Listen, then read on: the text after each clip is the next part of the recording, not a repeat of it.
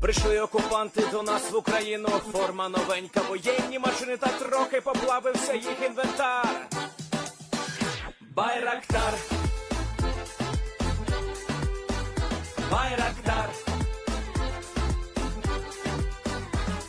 Російські танкісти сховались в кущі, щоб лаптем посьорбати довбані щі, та трохи у чах перегрівся навар. Байрактар, Байрактар. Приперли зі сходу до нас барани для восстановлення великої страни. Найкращий пастух баранячих отар. Байрактар, Байрактар. Їх доводи всяке озброєння різне, потужні ракети, машини залізні, у нас на всі доводи є коментар. Байрактар, Байрактар. Вони захопити хотіли нас зразу, а ми зачаїли на орків образу з російських бандитів, робить примар. Байрактар, Байрактар. Російська поліція справи заводить, та вбивцю рашистів ніяк не знаходить, хто винен, що в нашому полі глухар. Байрактар, Байрактар. Веде пропаганду кремлівський урод, слова пропаганди ковтає народ, тепер нове слово знає цар. Байрактар. Байрактар. Байрактар. Байрактар. Байрактар.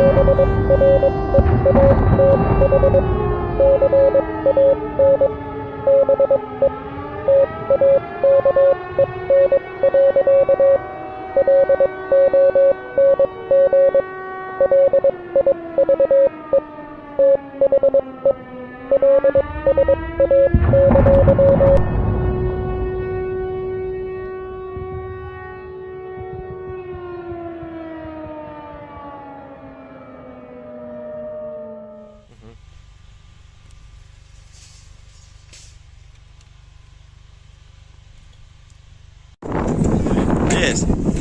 The Leaf Spring Army sends its regards.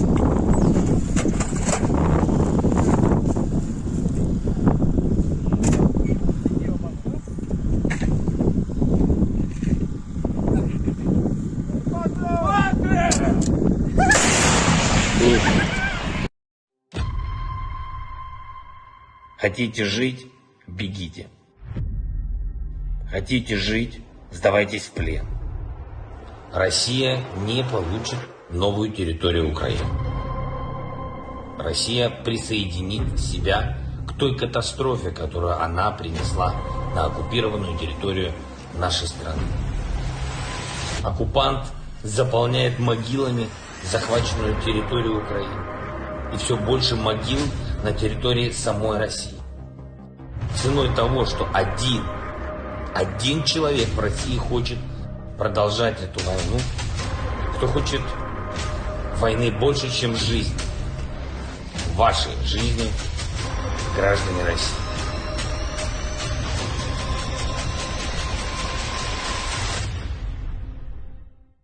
Русский военный корабль. Предлагаю сложить оружие и сдаться.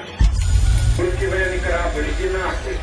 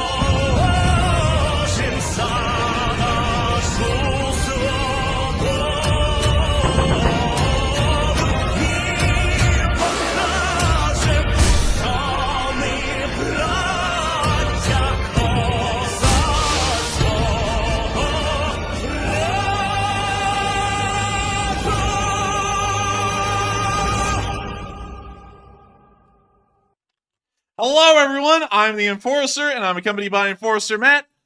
And good evening, folks. It's Enforcer Matt, and welcome back to day 532 of the news. And it's good to see you all once again. And for us, it is our third fun day at sea of law school orientation. And of course, we are going to be covering the past 24 hours of the news of the war in Ukraine. And there has been some amazing breaking news, really, to say the least, from Moscow of a massive and strategically important military factory in the suburbs exploding. We're going to be getting to that in just a second. But we have seen a lot of y'all asking, how is law school? And interestingly enough, it's been going pretty good. We've actually seen a couple of folks from the law school in the live chat. Maybe I even think I saw one of my law professors in the chat a second ago. I'm not sure if they are, but if it's you, well, welcome to the live stream. It's what we do every night at 10 p.m. Eastern. Oh, man, I'm telling you. You can't have that high expectations. But nevertheless, we do have some folks from the law school here with us tonight. We've seen a couple of them in the live chat, and I told them I would give them a shout out, so I just wanted to say hello to them.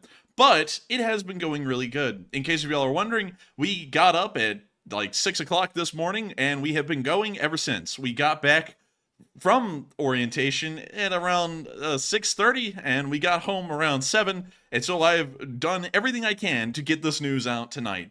And so I hope y'all enjoy it, because it was a lot of work to do in an incredibly short amount of time, but we were able to get all of the major breaking news from today. And so we're going to immediately be moving into Moscow itself, and more specifically the Moscow Oblast, where this occurred today.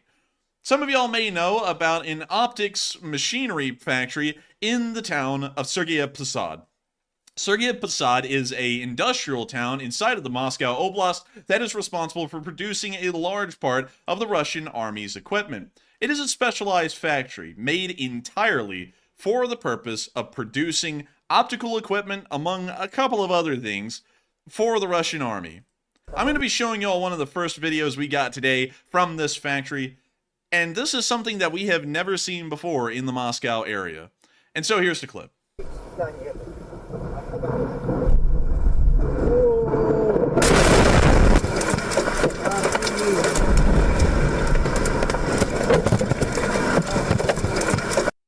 Now, what just happened? Damn, that's a pretty big explosion.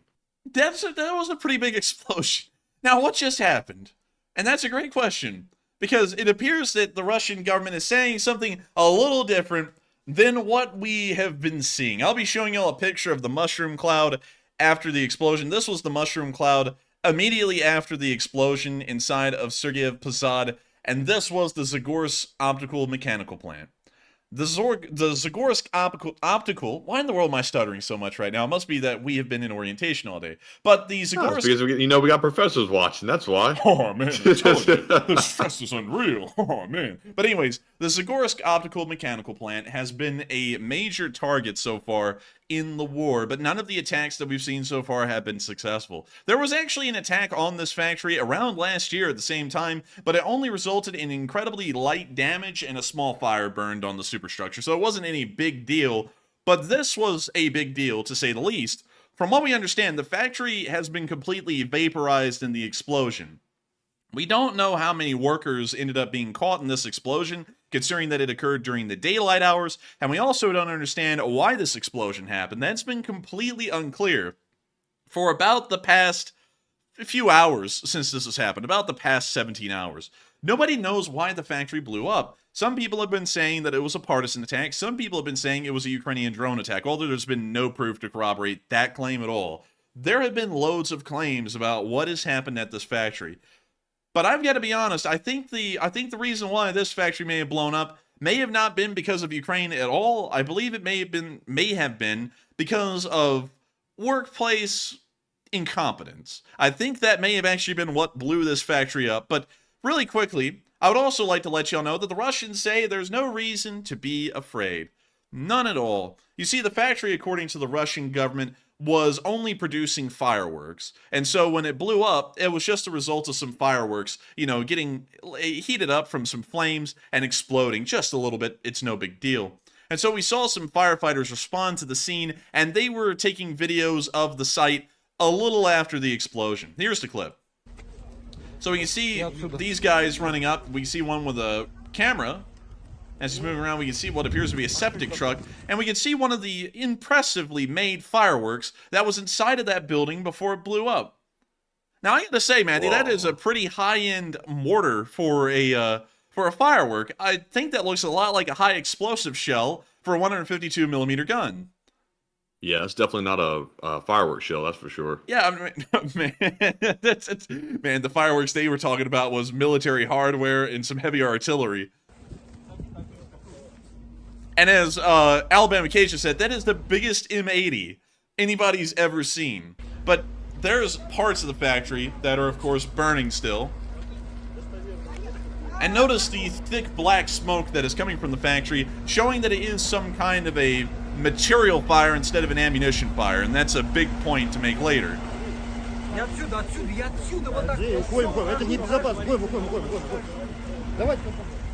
We can see them looking around and... Oh, wait a minute. Oh, hold up. Wait a minute. We got a copper here, man. We got the popo. It's 12, and they're pushing the cameraman out. Dude, apparently they gotta get that propaganda spin in. They can't have footage. Yeah, man, they can't have footage of the factory vaporizing. They have to push this guy out. So here comes the police officer. I just wonder, is there an audit for Russia? No, definitely not. He'd be in prison. Hello, everyone. This is audit. The audit falls out of a window immediately. But we can see them getting pushed away by a cop.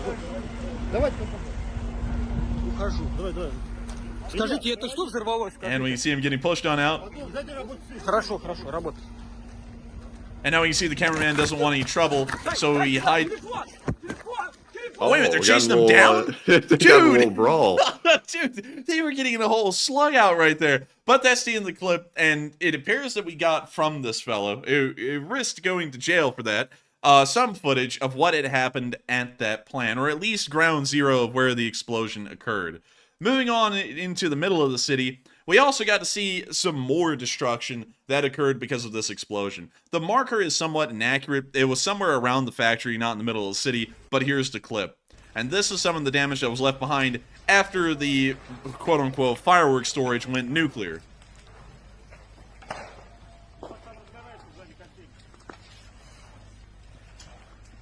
Seems to me that those were some pretty big fireworks. I'm just saying, I don't mean to put myself back on an FSB hit list, but it seems to me that these weren't fireworks. It looks like it was a giant ammunition storage depot that blew up. I mean, look at some of these craters. I don't even know what in the world would call a crater like and let me get it. That one right there.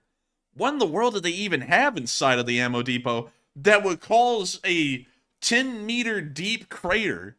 Like a missile? I mean, like they just had a random caliber sitting in the middle of that ammunition depot, so when it blew up, it could just spearhead itself into the ground and just blow a hole in it. Really, honestly, it's not what the Russians are saying, clearly. It's not fireworks. It's high explosives stuff for the military. And we've known that since the beginning of the war. This factory has been known as a strategic target, and it's one of the few that did, and we can see it apparently did subcontracting and high explosives, but its primary contracts were for optic systems. And the very few that the Russians were actually able to produce were produced at this factory. The factory is, of course, gone, but still, it's very important to remember that this is a factory that really can't be replaced under any circumstances whatsoever. But moving on When you from that, say optics, you mean like for the top of weaponry, like for like sights? yeah, like optics for rifles. I believe they also create optics for artillery pieces as well, such as the msot, the D30, the D20. Largely any optic you can think of, it was produced at that factory, except for the more modern ones like the infrared optics, stuff like that. They didn't have the ability to produce those during the war due to the sanctions cutting off the imports of optical equipment like that, where they could then work off of it and build on it. They don't have the ability to do that anymore. But almost all of the optics that the Russians have been using so far that aren't infrared or night vision were made at this factory. Yeah, they definitely can't afford to lose that because I'm sure Russia probably doesn't have the infrastructure to rebuild it either, since it was more of a complicated factory. Yeah, and I got to be honest with you, Matthew. It's bad optics to have something like this happen. Oh, man. Oh, I'm telling you. Oh, man, I'm telling you. But anyways, here's another angle further on inside of the town of the Moscow optical factory exploding. And this also shows the kind of damage that the shockwave from the explosion created inside of the town. And it was actually pretty significant. We can see folks walking down the street. Here comes this shockwave, immediately blowing almost every single window out of the building. And now you hear car alarms going off everywhere.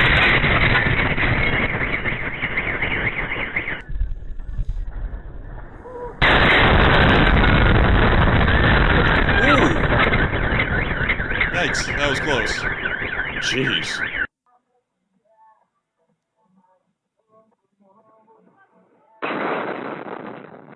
Oh my God! Oh You can my see it in the Lord. reflection. That looks like an atomic bomb going off. Dude, It rolls up the window casually. dude, I believe Oppenheimer is now playing in theaters in Russia.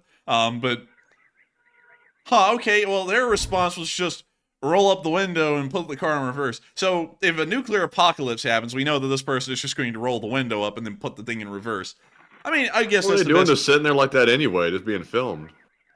I don't know. That's a good question, but nevertheless, that was a couple of angles from inside of the town showing how the local area reacted to the explosion, and of course, showing the damage that was caused as well. And once again, we really don't know what has caused the explosion at this moment. It could have been anything. It could have been partisan activity. It could have been worker incompetence. It could have been a Ukrainian strike. We don't really know at this moment. But nevertheless, the damage that has been caused to this factory is going to be incredibly severe for the Russians going forward. Not more so for the lack of rifle optics, because the Russians really don't even issue those. Most soldiers are using iron sights in the Russian army. What it's more important for is the basic tank sights that are not infrared or night vision, and also the artillery sights as well that were being produced at this factory. Now that those have been completely cut off from being replaced or produced any further, that means that while the Russians may have the ability to build an artillery piece like a D30 or a D20 or a msot, they're not even going to have the ability to aim the artillery piece anymore because there are no optics for new artillery pieces. So this might start to pose a bit of an issue if the Russians plan on having any fieldable artillery by the end of this year, we would assume. It's probably going to take about 3 or 4 months before the actual impact of this factory being leveled is seen on the battlefield. But once the Russians begin to lose the optics and sights that they have on the battlefield for their artillery pieces, we are going to start seeing that they will be suffering greatly in terms of accuracy or even in the number of usable artillery pieces as a whole. we're now going to be moving on to the south of Moscow, because if y'all thought the fun ended up in the north of Moscow, where we just saw an entire factory get leveled, you were mistaken. The fun also continues in the south of Moscow, near to the town of Vostrokovo, at the Moscow Domodedovo, oh my god, why does that sound like Doug Dimmadome? Anyways, Moscow Domodedovo Mikhail Lomonosov Airport. I'm not saying that again, because that is impossible to even speak, but at this airport is some very interesting stuff, and we're going to be moving down here and looking at it. So, let's take a look around the airport.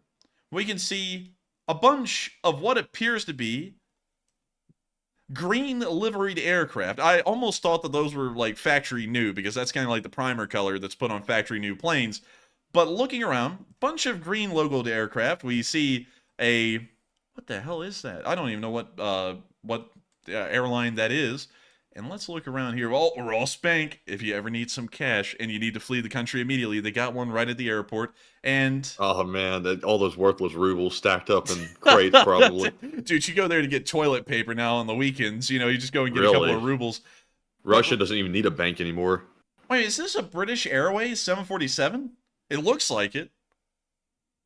Maybe they paint their engine covers blue, but I don't know about the rest of it. Yeah, I don't know about the rest of it. But this is a fairly large airport to the south of Russia. Of course, it's not the one that's famously known.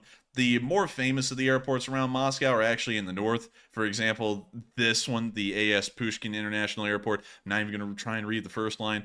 But this is really more so the major airport that a lot of people associate with Moscow. But there are several of them. There's around 3 of them. And this is the one that is directed to the south. Now, this airport is fairly important because while we see that it's used a lot for civilian aircraft, it could possibly be used in a push comes to shove situation for Russian strategic bombers or really any Russian aircraft of the Russian Air Force as well, therefore making the airport a strategic target. We don't really know if this was a drone attack because once again, we are completely devoid of any footage of a Ukrainian drone attack, so it appears that this most likely, if we had to take a guess, and you know, we're taking an assumption here because it seems logical, it most likely is a partisan attack that has caused the damage we have seen today, because it was extensive. Here's one of the videos we've gotten of a massive fire that just broke out at this airport. This was only 3 hours ago, right before daylight broke. And we can see the fire burning in the airport. Of course, this is being filmed from an apartment block a little while away, and the smoke billowing into the sky and flying off into the distance. We also have another video of this as well, right here. Check it out. Да, я видела, как оно взорвалось. We see him looking out into the distance, and it appears that when this video was taken a little bit later on in the morning, towards the actual break of dawn, it appears that the fire had gotten even larger. We don't see any flashing lights out there showing that a Russian fire brigade has responded, and so at the moment, this fire may be raging as of right now. This was, of course, filmed 3 hours ago, but the international airport could have been suffering some very serious damage while we were running this stream. We'll be, of course, covering that again in tomorrow's news and giving some updates on what happened at the airport if we were able to get additional video and picture evidence of what's been going on in this area. While Moscow is burning around the Russian government and just burning to the ground, they have also started to escalate with the West again. Yeah, y'all heard that right. They're doing it again, and this time, the Russians are not even really hiding an escalation on the Polish border. Shoigu just came out today and outright said it. And according to our Twitter, which y'all can click on in the link in the description below and go Twitter. Peter, the Twitter's here. You can see breaking, Moscow, oh, sorry everyone, I read ahead. Russian Defense Minister Sergei Shoigu has discussed plans for Moscow to bolster the country's forces on its western borders. Shoigu cited Poland's increased militarization as among the reasons for the expansion.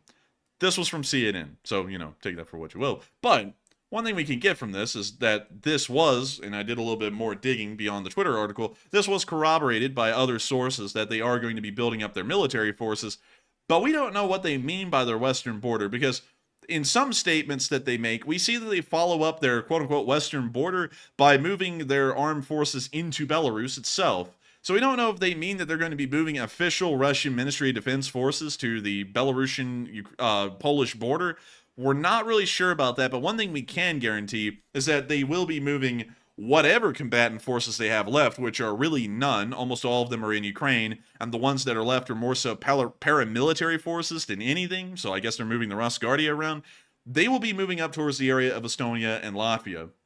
The Estonians and Latvians have already been fortifying their border areas, considering the escalating tensions in between Belarus and Poland, and also the buildup of thousands of Wagner troops along the Polish-Belarusian border. They have already been largely prepared for what the Russians will probably be doing. But this is once again an escalatory action against the West. They did a similar thing before the war in Ukraine began. It was a massive buildup around the entirety of Ukraine, around 220,000 soldiers based in camps all the way from Gomel and Brest, and all the way down to Krasnodar and Sevastopol. They were everywhere. And we're starting to see that the Russians are doing something similar with the very few resources they have in the Baltics and also inside of Belarus as well. It appears that they are most likely doing this to once again ramp up pressure on the West and make it seem like it's an all-go or no-show kind of situation. Either we go all in and we risk going into a conventional war with the Russians, which of course we would win a conventional war, but that then turns into a nuclear war, which is not winnable for anybody, or we back off and stop supporting Ukraine. That is the kind of pressure they're planning on putting on the West, and we will, of course, have to see how Western countries react. And interestingly enough, Western countries reacted pretty quickly, as Lithuania then went and immediately seized all Russian assets inside of their country. That was equivalent to about 110 million euros. Gotta say, they were kind of quick in responding to that, but according to Nexta, Lithuania froze the assets of Russia and Belarus for more than 100 million euros. A pretty massive amount. I don't think we'll ever even see that kind of money in our lifetimes. I don't think anyone will, unless you win the lottery. The sanctions were applied. The watery. Shh, be very, very quiet. I'm hunting wateries. But anyways, the sanctions were applied to 16 legal entities and individuals. These are 9 companies from Russia, as well as 6 legal entities, and 1 individual from Belarus. The total amount of funds frozen in the accounts of Russian companies is more than 0.51 million euros and 810,000 US dollars. The accounts of Belarusian companies and individuals have frozen funds totaling 23.71 million euros and 7.68 million US dollars in accordance. Massive amounts of assets, of course, have been seized in Lithuania, and according to when this news came out, which was after the Russians made the statement of building up forces along their western border, it appears that the Lithuanians have done this most likely as a direct response to the Russian statement of further escalation with the West, and they are starting to pull out the big guns, and the big guns, of course, always hit at the economic side of things. So we'll see how the Russians react to that. I'm sure they'll be putting in a diplomatic protest, but beyond that, they'll just have to cry a little bit. Speaking of crying a little bit, it appears that the Russians will be crying a lot about the almost destruction of a Raputia-class landing craft outside the port of Novorossiysk, called the Olenegorski. Hopefully I said that right. Let me make sure I said that right. The Olenegorski. Yeah, the Olenegorski Gornyak. I don't know why it's so hard for me to say this stuff tonight. Probably because I'm feeling the pressure of people watching. But anyways, it was hit by a Ukrainian surface drone, meaning one of the little RC boats. It slammed somewhere into the side right around here, but it was on the port side of the ship, not the starboard side that we're looking at, and it caused the ship to lean some, I believe, 30 degrees to port. So it has an incredibly hard list, and it is close to capsizing. Right now, they have a load of support vessels sitting around the ship. We actually have a picture of that from a few days ago on Sunday right here, and they're trying to keep this thing floating.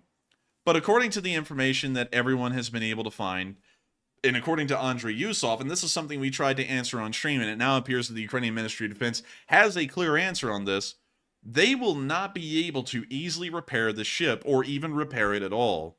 We were looking around Novorossiysk the other day where the ship was damaged and of course moored right now, and we tried to answer the question, could the Russians actually repair this ship? And the answer is no. These apparently are not dry docks. These are some kind of a loading dock. They actually do not have any depression in them whatsoever. This is a massive pier. And so there's no way to bring this ship into a dry dock in Novorossiysk and attempt to repair it.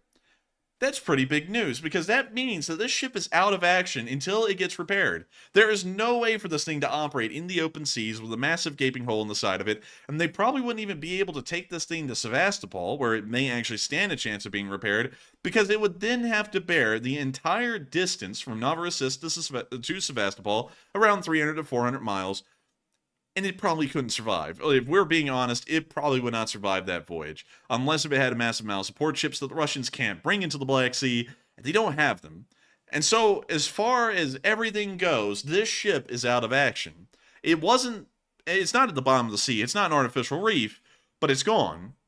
You can see it right there. It will never leave that dock unless if things massively change in this war and they can bring it to Sevastopol and attempt to repair this ship. So for all intents and purposes, the Black Sea Fleet just lost another ship, and this thing will be out of action until the war is over or until the Russians give up on it and allow it to sink on its own. With that, we're now going to be moving on from that pretty nice news, and we're now going to be moving on to something really interesting. And this was also miscoded. Wait a minute, hang on. It was properly coded. For some reason, I thought we were on Sunday colors again, where it was red. But anyways, moving on down into the area near Ingushetia. And Matthew, do you remember a little bit about Ingushetia and what we were talking about a little while ago?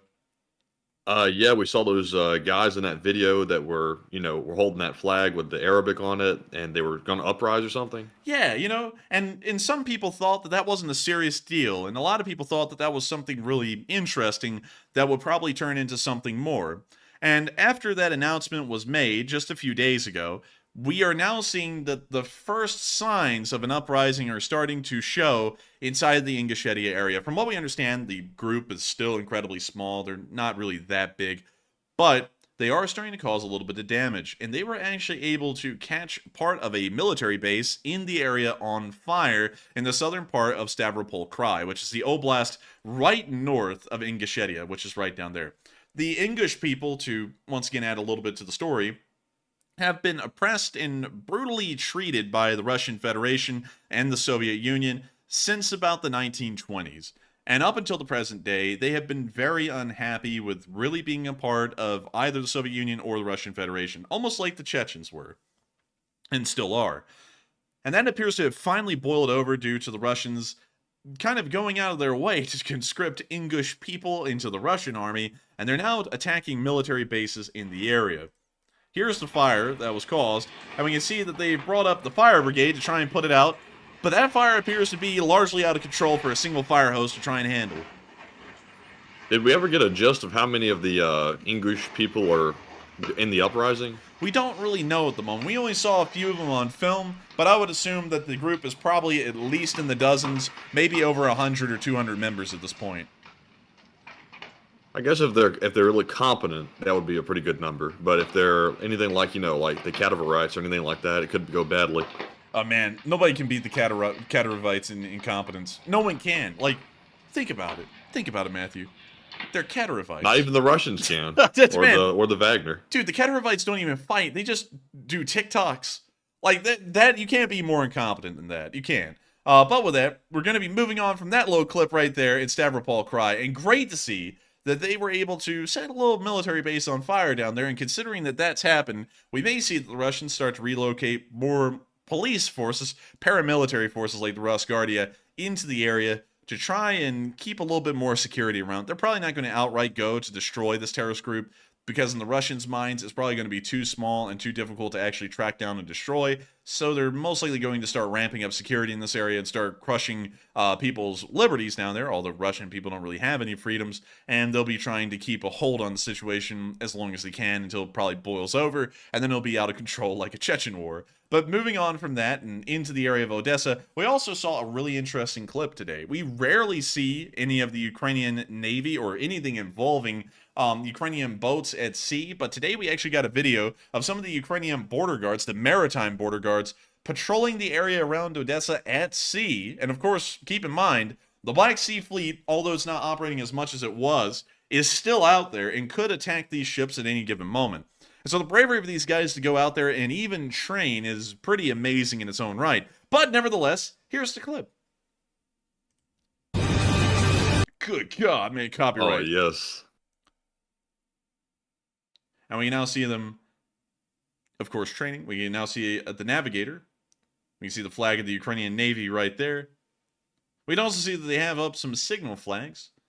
You see the shoulder patch of a Ukrainian border guard, actually. And we now see them firing the gun. I would love to let y'all hear the sound of it, but it would be copyrighted to hell and back. But you now see them firing What's a he flare. doing? Man, wait, hang on. Wait a minute, are they targeting the flare? I think they are. Boom. Yeah, they are. Oh my lord, dude. Imagine being that flare. Good lord. Man, we didn't get to see if it hit though. Like it's firing at it, but we can't see. There's no way they hit the flare. Like Man, I'm calling cap on that. I'm one. calling cap on that too. I don't think they hit that flare. That would just be too tough. But now we can see them loading up a Dishka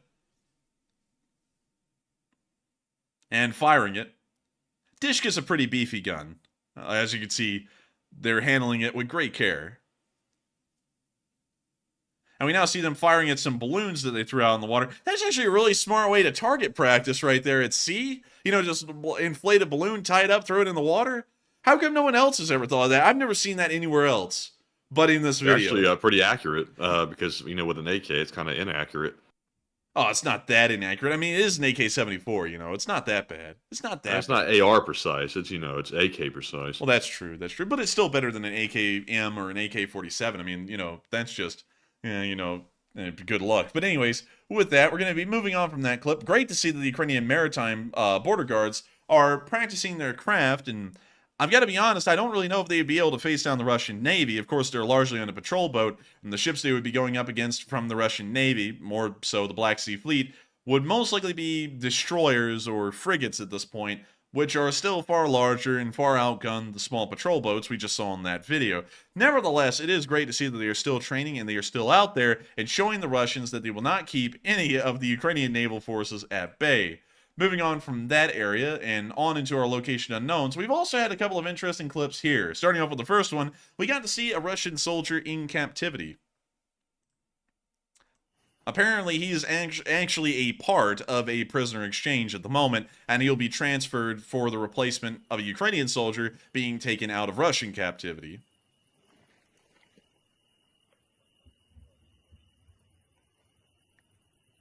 And so with that, that's the end of the clip.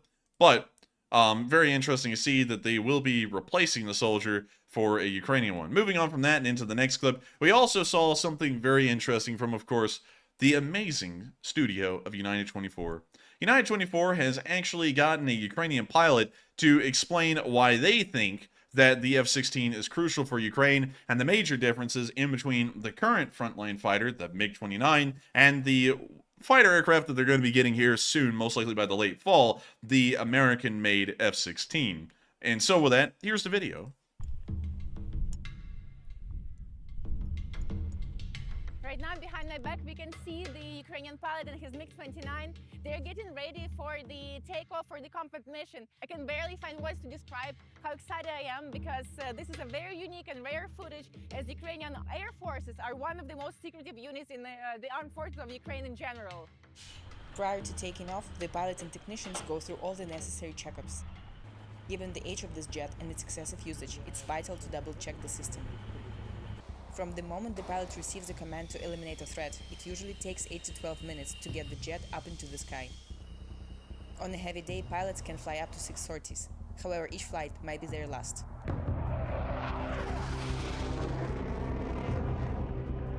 Artem is a highly experienced Ukrainian fighter pilot, but even after 60 years on the job, he's full of emotions before heading into combat.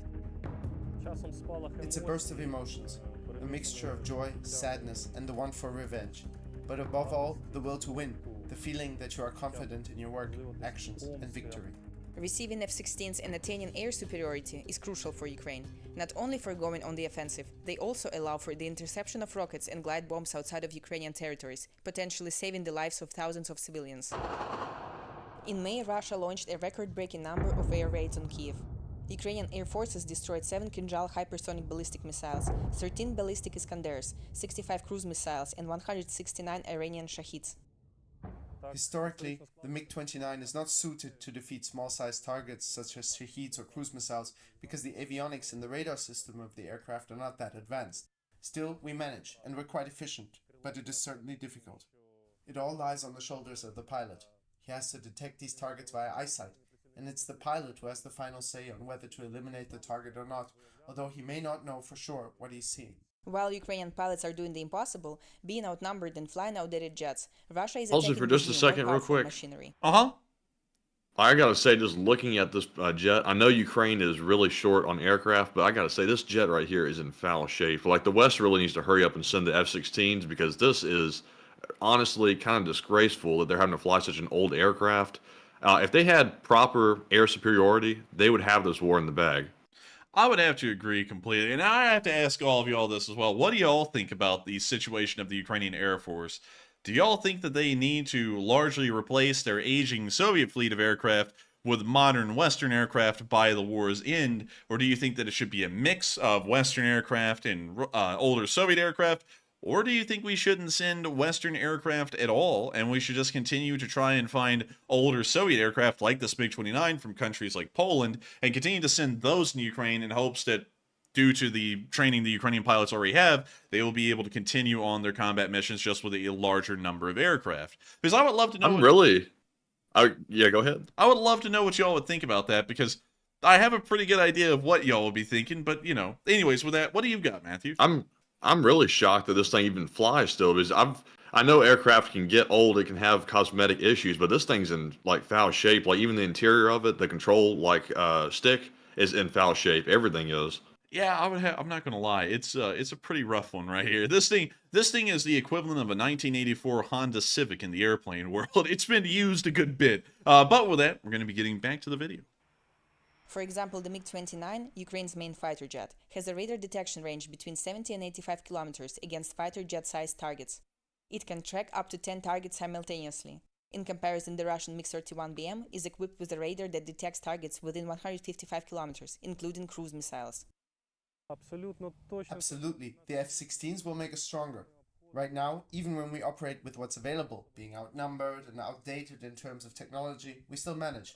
If we at least equalize our capabilities in terms of detection and attack, I'm more than sure that this will lead to them being pushed far, far beyond their borders, nowhere close to ours. The MiG-29 and F-16 were two iconic jets of the Cold War era. At some point back in the 80s, they were comparable in their characteristics. The MiG-29 was primarily focused on air superiority missions. It was designed to have a significant advantage in close-range dogfights.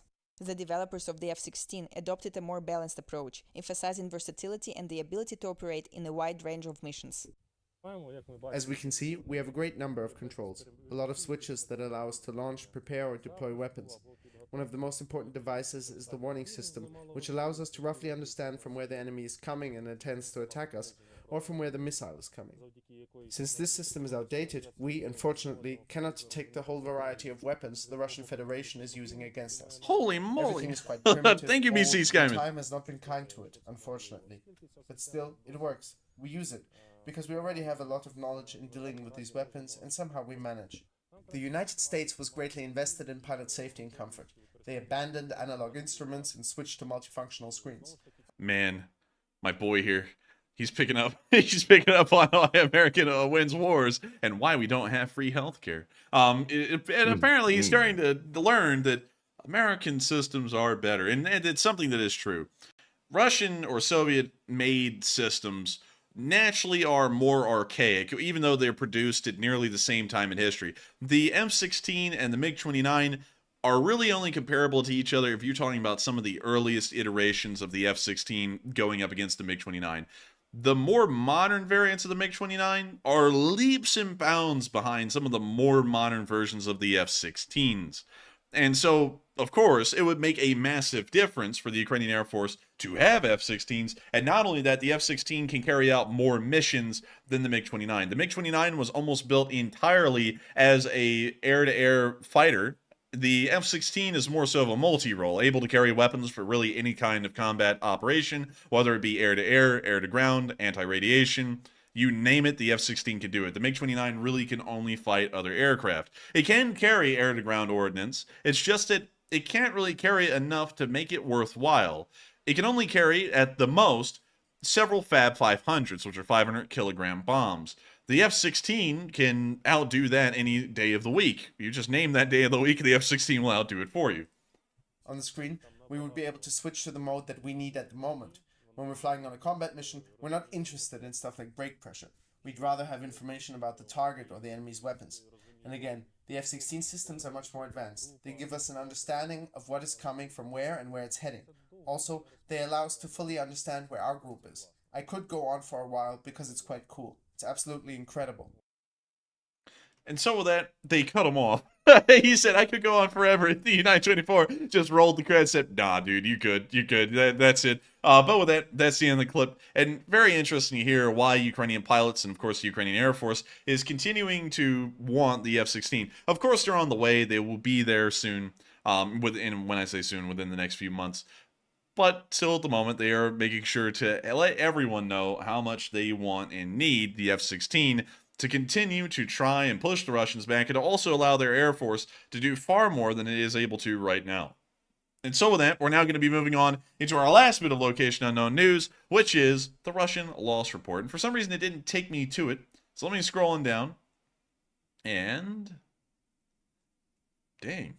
Here we go. I'm telling you, they tweet a lot. Oh, I got man. 5. Oh, Let's go. Hey! Do we have memes? Hey, we got memes. 5 happy days. Lovely. Oh, fab. Ooh, 5 for Matt.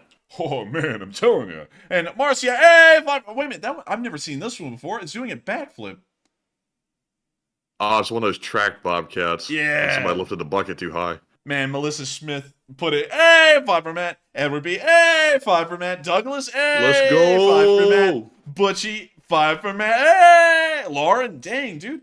Grouchy, another one of the flipping bobcats, but this one's a GIF, though. It doesn't show the thing rolling over completely. And I think that's all the memes. We had There was more... one right there. You missed it. It was, Where? the actual bobcat. It was the actual animal. Wait, hang on. I think we missed it. Dude, I'm not seeing it. Oh, wait a minute. Oh, there we go. Hey, it's right just hey! But anyways, the losses have been incredible. Not just in the Bobcat, skid steer, or the special equipment category, but in every other category as well. It has been incredibly high, and it's been a very successful day for the Ukrainian armed forces. 820 Russian forces were wiped out over the past 24 hours. This is the first time in several months that we've seen in a single day that the Russians have lost more than an entire battalion tactical group worth of manpower in 24 hours, which is showing that the Russians are doing quite poorly. And we'll also be showing where they're doing poorly, because they did poorly in a couple of locations. They attempted a failed offensive near Kupiansk, and they also were beat back in Urozhaine and also around the Bakhmut area as well, which is where we believe most of the losses were racked up for the Russians today. Not only that, they lost 12 armored personnel carriers, a massive amount, 19 supply trucks, 8 tanks. That is nearly enough to field an entire battalion tactical group. You know, you would need 2 more to make an entire battalion tactical group, but it is close enough, and that is pretty impressive in its own right. 17 artillery pieces were destroyed. The Ukrainian counter battery was very successful today. 17 drones were also destroyed, along with 2 MLRSs and 1 anti-aircraft warfare system. Overall, it has been an impressive day. And an amazing thing to see that the Ukrainians have been able to inflict such massive losses on the Russian forces, because through those massive losses, we can, of course, hope that the Russians will eventually be pushed out of the country and Ukraine will be able to liberate the ground that the Russians still occupy up till this moment. We're now going to be moving on from our location unknowns and on into that very front line and begin to break down the news and what's been going on in some areas of the front line today, because it's been active, to say the least. But before we go into that, the live chat has been mental, and I'm not even kidding. It has truly been the fastest I have ever seen it go. It's been nearly around 100 a minute, and right now it's around 70 a minute, so there is more than one chat coming in every single second. And a lot of y'all have been talking about all kinds of stuff. We have been just blowing through things in the live chat, and a lot of y'all have had some really interesting points to bring up on it, and so we wanted to make sure to throw it into a poll, because a lot of y'all say things in the live chat, but then a lot of y'all will vote another way when it's thrown up to a poll. And so I'm wondering, what have y'all been thinking about some of the top news topics of the day? And so with that, what do we got, Matthew? All right, and moving into our first poll segment of the night, we're going to go ahead and address the poll that is currently still running while it's fresh on everyone's minds. And the question is the MiG-29 unairworthy, the one that we saw in that video, and would the F-16s allow Ukraine to guarantee victory? 44% said yes and yes. 24% said no and yes, 16% said yes and no, and 16% said no and no. And if that confused the hell out of you, good. You're confused like I am at this point, so let me try to unpack that in my mind. Personally, I would say that the MiG-29 that we saw in that video is not airworthy. It looked in very foul shape. A lot of the control surfaces were really corroded or, messed up looking. not really sure how to describe it. Also, I guess just saying is messed up. That works. And on the second question, would F-16s allow Ukraine a guaranteed victory? I would say yes on that for certain. And I think that's part of the reason why the U.S. is not sending those F-16s, because the West's primary goal, in my opinion, is they are trying to fund Ukraine enough to allow them to wear Russia down, but not enough where they can end the war quickly, because they would not keep wearing Russia down. If they were to do that, they would simply put an end to the war and all the suffering. And it sounds callous, but the U.S., I don't think, is willing to do it for that reason. But that's my opinion. But Enforcer, what say you? I would have to say, I think that we should allow Ukraine to get F-16s, no doubt about it. I think that's a guarantee as well at this point, considering the training will be beginning here within a week or two. But as far as the MiG-29 being unairworthy, I would have to say it is airworthy. It's just not in good-looking shape. The thing is worn out. That thing's been in service with the Ukrainian Air Force or the Soviet Air Force since around the 1980s, and it's certainly starting to show an age. The airframe is probably in its late 30s, early 40s, and for aircraft to get to that kind of age, you're talking about there's probably massive structural issues with the plane. Or there may not be. It may have actually been flown pretty fragile-like, although I'm kind of doubting that. It is an ex-Soviet aircraft, and nothing was ever dealt with fragilely in the Soviet Union. Just ask the people. So I would say it's probably airworthy. It just looks really old and worn out. And I would say that we should certainly send F-16s to Ukraine, because that is certainly going to be helping out in their abilities to beat the Russians pretty heavily, or to overwhelm them in some areas, so that way they can create the breakthroughs that we've been looking for, or really everyone's been looking for. And so with that, I hope that does address that fairly well, and we are on to the next one. So real quick, I see some folks causing a very large row in the live chat about something that I said. So I ask you, Enforcer, do you think that F-16s that they were given to Ukraine and they were able to actually use them, and the pilots were trained and they had a good enough number of them, would that virtually guarantee victory, or would you disagree with that? I would say not necessarily. Usually, well, a single weapon is not a war-changing thing. That kind of falls under the premise that the Nazis had in the late war, in World War II, of the Wunderwaffe, which is that one magical weapon that is really above everything else technologically that their enemies could possess would win them the war. And they found out that that just didn't really work, because while the weapon systems were great, that no one can deny that the Tiger II was probably one of the best armored and best gun tanks of the Second World War. It also had a lot of problems as well, but we're not talking about those. It didn't really do much to stop the Allies from pushing forward. And wonder weapons are something that you really shouldn't put a lot of stock into. It really is more so, can we make everything all around better in the Ukrainian military than anything else? And I think that by adding the F-16 to the Ukrainian military, we'll be kind of creating the holy combination of all Western weaponry so far that we've given, to where they can all be used with each other effectively. But I don't think that if we were to just send the F-16 in alone, that it would be successful. I have a feeling that it probably wouldn't be successful, because it kind of relies on everything else on the battlefield to also be pretty good. And it would be great, but if the Ukrainians didn't have any of the other Western equipment, it would probably fare poorly. So I would say, I think it would probably not be a war-changing weapon, but it is certainly going to be helping out the Ukrainians in the war. It's just that it wouldn't change the entire war on its own, in my opinion at least. I personally think that they were sent F-16s. Obviously, nothing can 100% guarantee the war. Obviously, can't say that for certain, because we don't know that about anything. If we sent them literally every piece of equipment we had, that's still no guarantee that they'll win. But I would say that virtually, in my opinion, that would increase the odds almost to guaranteed, but we obviously can't guarantee it fully, because then they'd be allowed to basically strafe all of the positions. And we know that Russia does have anti-aircraft capabilities, but I think that would give them such an edge over the Russians. They're already incompetent, and they're already having issues keeping these people in their defensive positions. That would drive them out and destabilize them enough to where it would cause issues with the Russians running off once again and abandoning their positions. But that's just me. And that may be the case. That may be the case. I think we'll have to agree to disagree on this one. But maybe there's a point there. Maybe there's a point to be had. But we'll have to run that by the audience, or let the audience drag one of us out of the house and beat us to death like Gaddafi until one of us is proven right. To one or the other. And also, thank you so much for the massive amount of support, Snow White. We'll be getting to that in a second. But with that, we are on to the next one. All right, and moving back to our very first poll that was put up, it says Russia says Finland is likely to deploy NATO forces, and they call for concern and rapid action. And what are your thoughts? And Shoigu made that statement, by the way. 76% said Russia will use it as propaganda. 11% said Russia will use it for troop movements. 5% said unsure, and 9% said it's too early to tell. And we do know for a fact that it looks like Russia is definitely in the process of planning, if not already deploying troops to go to their western border. And it looks like they're trying to use that to cover troop movements and also obviously for propaganda purposes. So it serves a dual role for that. And of course, Russia is once again making these other countries out to be the boogeymen, when in reality, they haven't done a single thing to them, and Russia is simply trying to lash out and cause pressure on NATO. But Enforcer, what say you? What happened? Read the line. It said, Russia says Finland is likely to deploy NATO forces, and they call for concern and rapid action. And thoughts? Well, hang on. I think I'm misunderstanding that. Is Finland going to be having NATO forces inside of their country, or is Russia sending their forces to the NATO border in Finland? Russia says that Finland is likely to deploy NATO forces.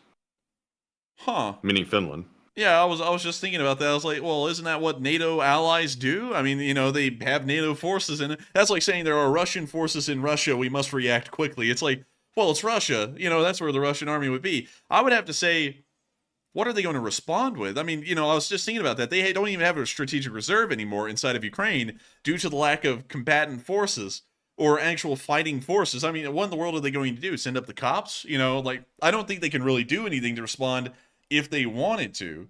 And also, that's a goofy reason to respond. Finland has a right as a NATO country to have NATO forces inside of it. That's kind of a part of being in the NATO alliance.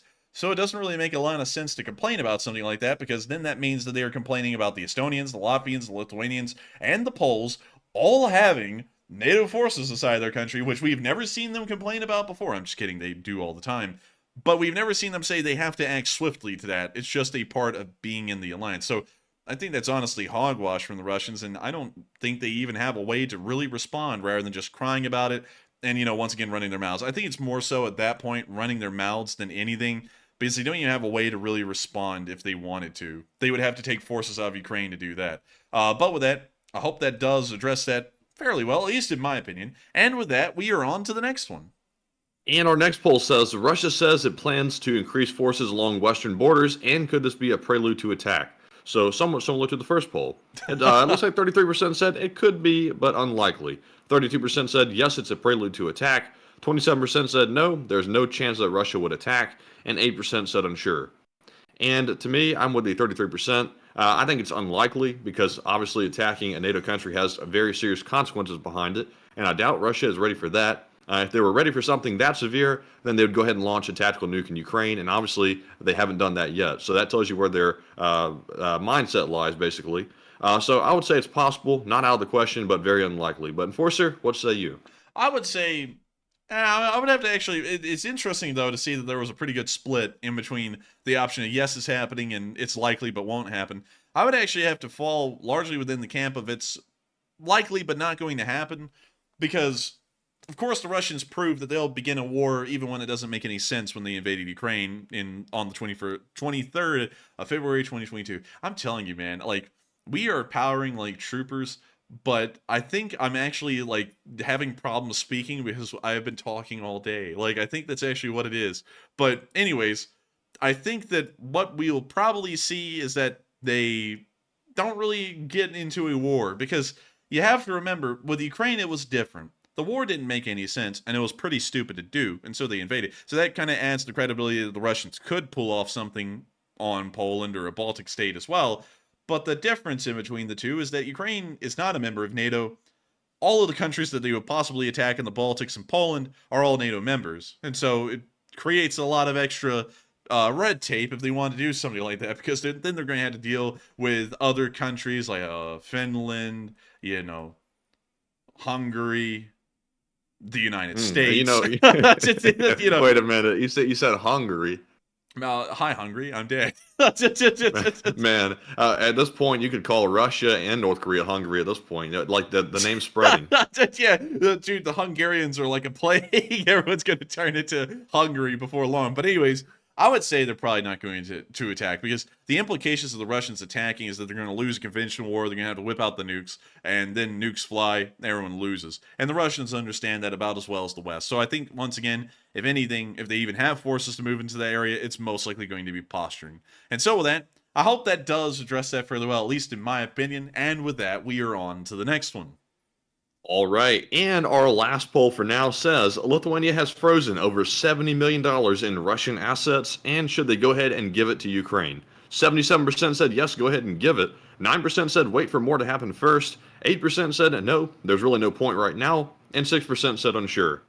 And on this one, I'm actually going to have to say that I'm actually with the probably the 8%. I would say that they should go ahead and keep those assets frozen. And go ahead and put the process forward of liquidating those assets to give to Ukraine eventually.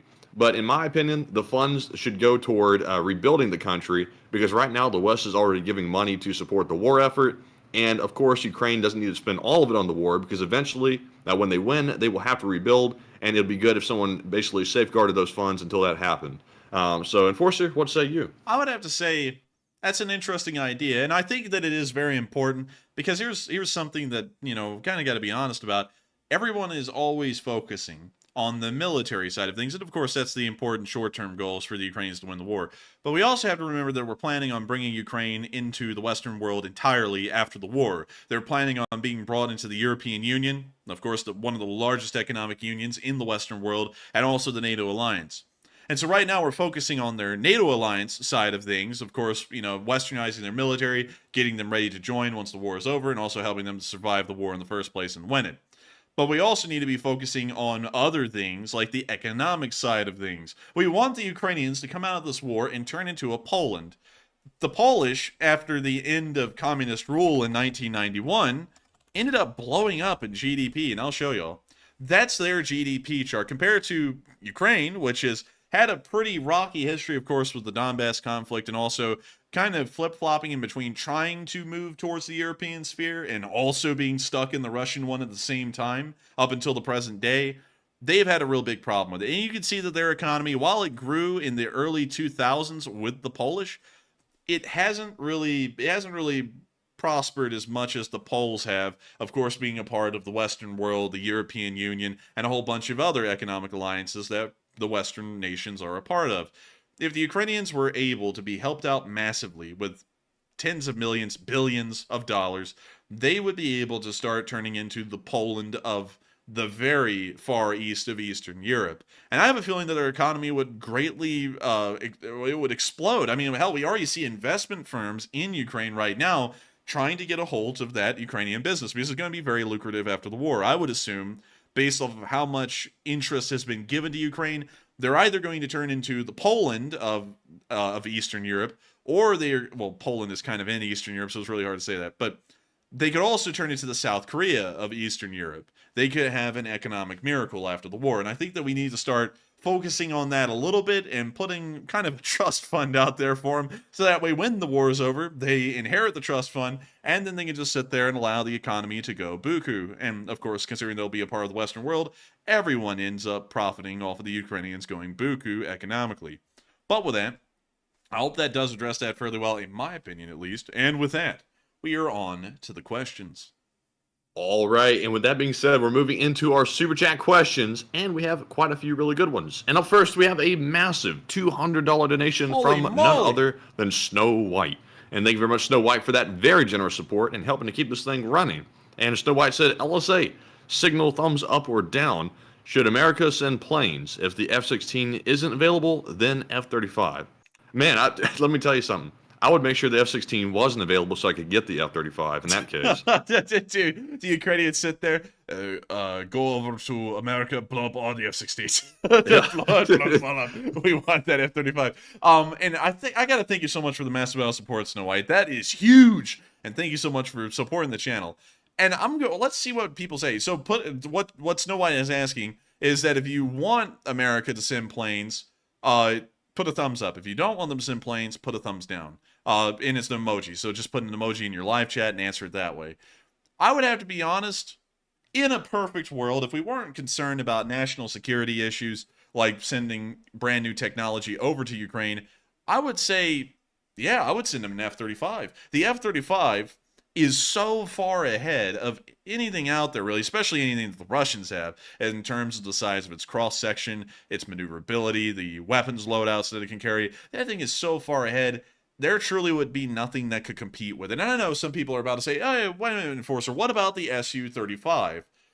Well, actually, I'm sorry, not the Su-35. The Su-35 is just a refined Su-27. What about the Su-57 Felon? I love the nickname. Yeah, it's nicknamed the Felon. In its NATO nickname, it's called a Felon. So that's about right. Yeah, that's about right. There's only 4 of these that are actually fielded in a squad in the Russian Air Force. Yes, there are 11 serial numbers of the Su-57 that made it out of prototyping, but we haven't ever seen those. We've only seen the 4 of them in the single squad. And so based off of that, and also based off of this thing having the cross-section of an F-15, which means that it's not really stealth, it just looks cool, there's nothing that can compete with this that the Russians have. The F-35 would dominate, especially in the air-to-air role. It would really dominate in any role. No surface-to-air missile batteries would be able to detect it well enough or quick enough to be able to destroy it before those SAM batteries were destroyed. It would give the Ukrainians an edge that would be absolutely unbelievable. But then if something happened, like, of course, happened in the Balkans, where they managed to shoot down one of these said stealth aircraft, like the F-117 Nighthawk that was shot down in the Balkans during, a little bit of a fracas down there, it would be possible for our brand new government secrets to get into the hands of the Russians, and they would, of course, pass it on to the Chinese. And that's kind of the big concern about sending over incredibly modern equipment like the F-35, is that it could pose a national security risk and get rid of that proprietary technology that the U.S. military has, that it has spent tens of billions, hundreds of billions of dollars in the F-35 program to achieve that advantage over its opponents. So beyond the national security risk, I would say yes. But with the national security risk in mind, I would have to say no. If we were to do anything, though, I would certainly send them one of the more modern variants of the F-16, one of the ones that are a little bit more capable than the F-16As and Cs that they'll be receiving, which are some of the first F-16s that were ever put out into production service. But still, it's not bad. It's not a bad idea. I would say, why not give it a shot? Of course, national security aside, why not give it a shot? And so with that, thank you so much once again for the support, Snow White. And also, Matthew, I think you were the one who was probably polling the live chat for the thumbs. How many thumbs did it get that were thumbs up, and how many were thumbs down? Not like a number, but like a general percentage. It's probably more like a 90% thumbs up, so it was overwhelmingly popular. Interesting. Popular. You said that like John F. Kennedy. I want that one that's just sent back to Jordan Marsh. But anyways, with that, thank you so much once again for the Mass Mouth, Snow White. I hope that does address that fairly well, and thank you so much for helping this channel to keep on running. And with that, we are on to the next one.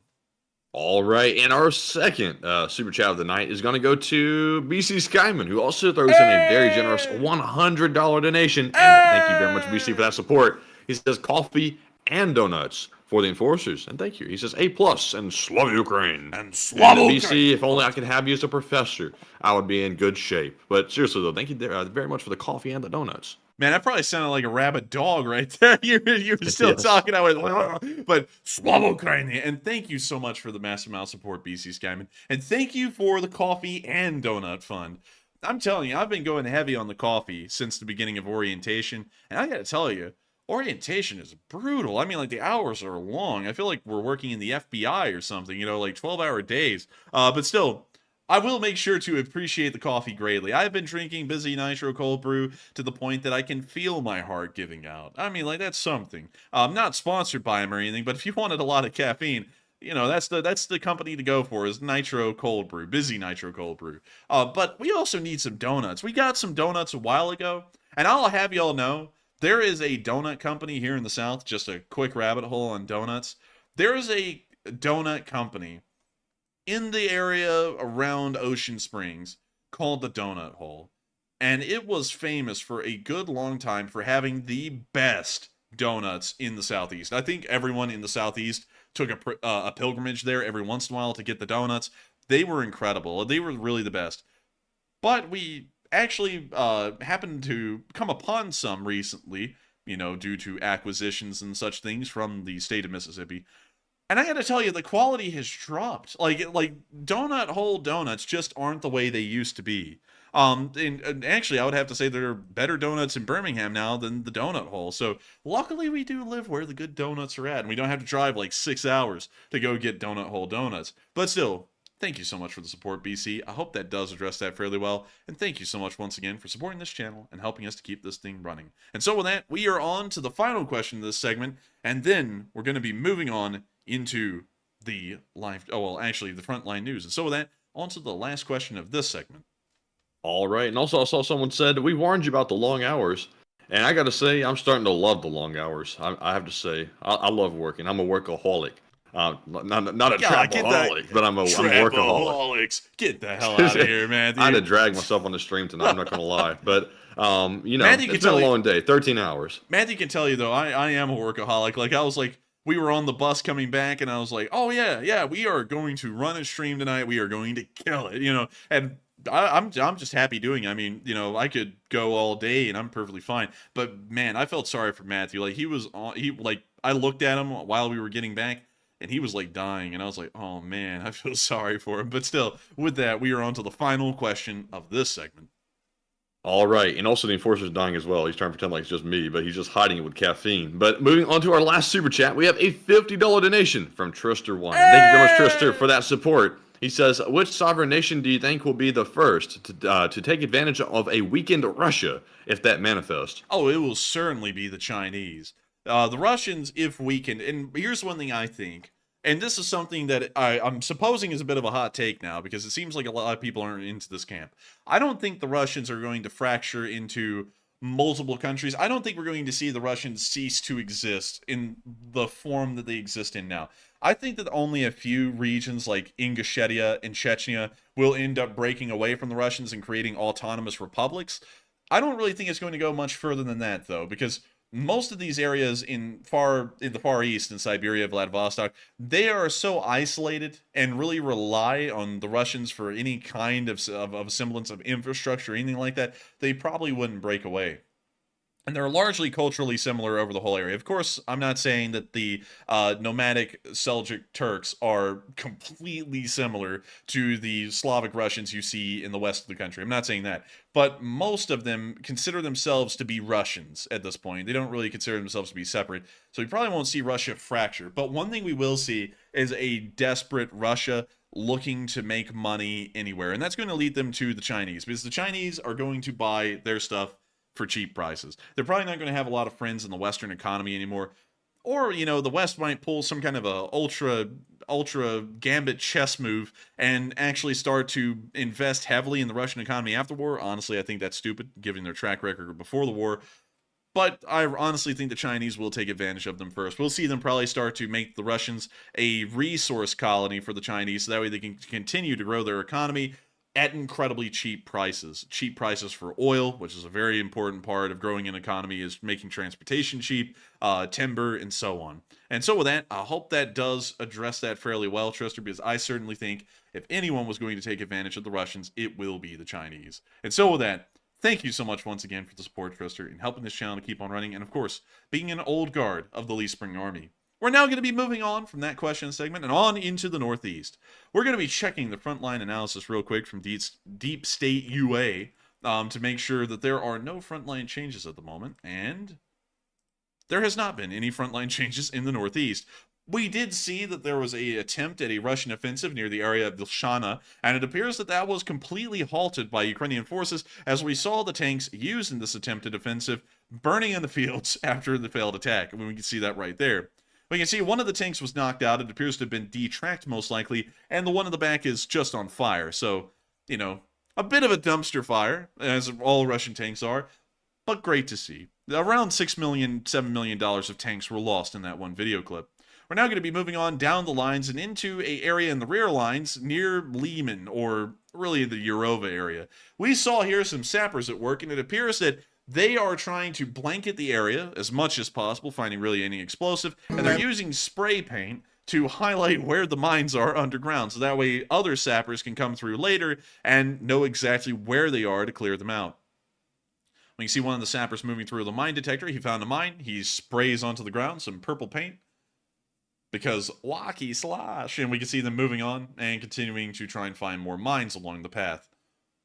I would not want this job. It seems like the worst one in the military. Dude, I would hate to be a sapper, man. I don't know what it is, but it just feels like psychological horror at every turn. You know, you miss one, you step on it, you're dead. I mean, that stuff would scare the hell out of me, and I got to give them a lot of credit.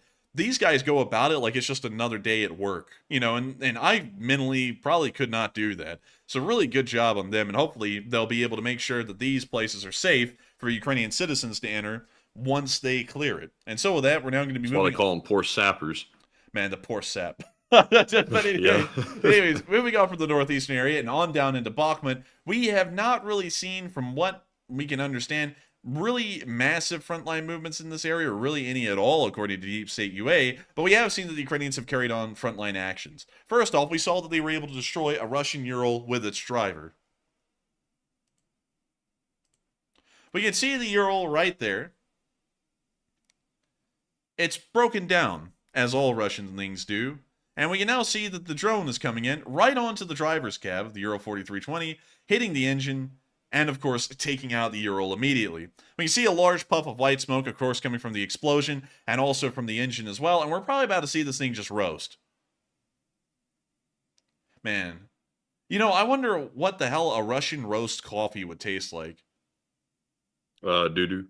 Man, it would taste like stolichna and sunflower seeds. That's what it would taste like, probably. But you can see the Ural is, of course, completely knocked out. And it wasn't just any Ural. It was a command post. Very nice.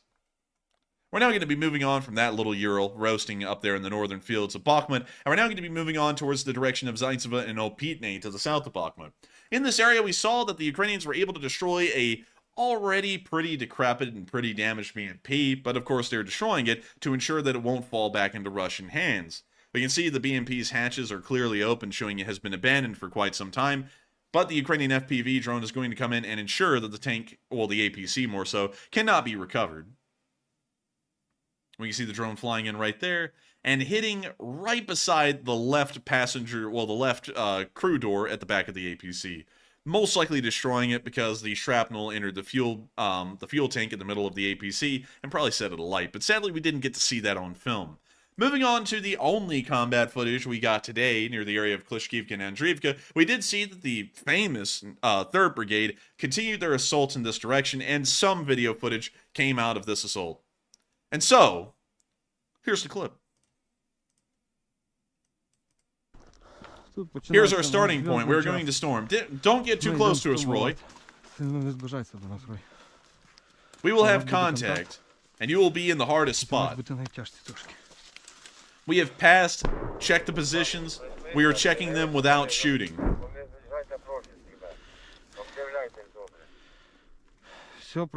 We see a Russian MRE box down there showing that this is a captured Russian position.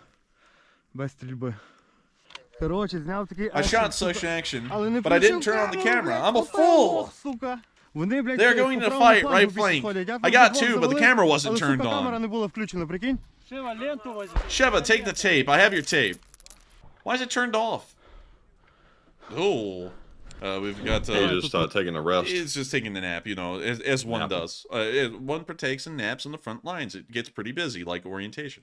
I'm going to take his backpack. You know what? Really quickly, I'm going to go off screen and review this tape because that was interesting, to say the least. So let me make sure. I don't find anything. He's just taking a little nap. I mean, a lot of people do it. One second. Let me check this real quick.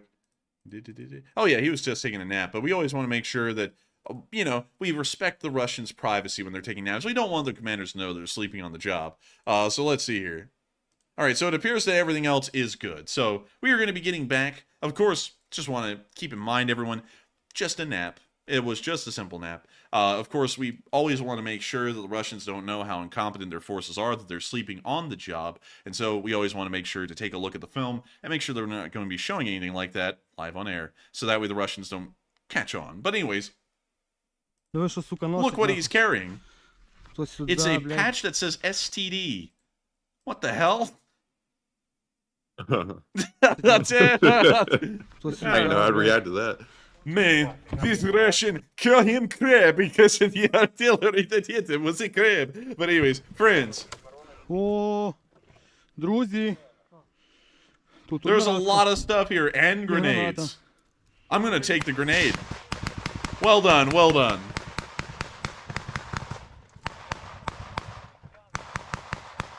Красава, нахуй! Красава, блядь! Sheva, I'm going. Сева, давай я иду! Чекай, чекай! Be careful. Be quiet. Тихо, тихо, тихо, тихо! Ши, ближче підійди, крий. Ля ти криса, сука! You are a rat. Oh, I can't read the other part. Well done. Take it, you liberator. And we now see them clearing out the outpost. На, освободитель, блядь! Tossing in another grenade. Let's go, there's a dugout here. Заходимо, тут бліндаж отак іде. Треба заходити, фонарик є? Тіпок! Do you have a flashbang? Що, больно? Are you hurt? Больно, сука, виходи, блядь! How many people are here? Человек в окопе, нахуй! 3. Трое!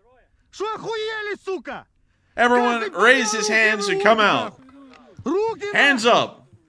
Руки, сука! Take off your armor. Броню снимаем, я сказал, блядь! Assault dead and injured. Двоє 300 бачу. Руки, Show me your сука, hands. покажи, нахуй!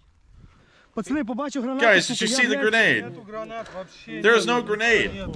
Are you sure? Це естет, This is ST Santos. We have 3 prisoners. Стій, зажми рану там собі, нахуй. Hold the wound. Зажми рану, бо ти вже білий, нахуй. Hold the wound because you're already white. Let's save him. And I will cut this part because, of course, it moves on into some medical side of things. But nevertheless, They were trying to find the grenade that he supposedly had. That's what I was thinking in my head the whole time they were laying on the ground. It's like, how did they not know if they just had like a spare grenade and they, pulled the pin out and was gonna take her one out with them? yeah, that's always the risk of taking prisoners, especially when they're crawling right out of a little dugout like that, is that they may be trying to pull a nasty trick. But usually they don't, because the Russians are pretty demoralized. They don't really find a point in fighting beyond the minimum that they need to, and so usually they give up without doing anything crazy. But that's not always the case. We have seen a couple of times on film where they pull a little trick, like one guy comes out with a machine gun and tries to spray down the Ukrainians or lobs a grenade at them. But it doesn't really appear that happens often. So with that, we're now going to be moving on from that little clip in the Klishkivka area and down towards Avdiivka, where we saw a Ukrainian sniper working overtime. Of course, Ukrainian snipers help to keep some quieter areas of the front line quiet by making sure that Russians do not feel safe moving around and probing frontline positions like this right here. You can see the sniper belting off a few rounds at the Russians, and it appears that the Russians are catching them. We can see right there that it appears that 2 Russians caught him, and we can see this guy going for the long catch, and it appears that he also caught the bullet as well. We can also see another fella catching a bullet. I gotta tell you, man, I mean, these folks might want to try out for the MLB because they can catch incredibly well. But with that, that's the end of that clip, and great to see the Ukrainian snipers are ensuring that that part of the front line near Avdiivka will remain quiet due to their impressive marksmanship. We're now going to be moving on out of the Donetsk area, of course, no frontline advances to speak of, and down towards the direction of Volodar and Mikilsky, where we saw that the 72nd Brigade eliminated some additional Russian manpower today due to their aerial reconnaissance. Copyright. Yep, that's a copyright. Attorneys are on the way. But anyways, you see here that they are flying over a berm. There's a couple of shell holes down there, and it looks like there's like an incredibly narrow trench. Can't really tell for certain, though.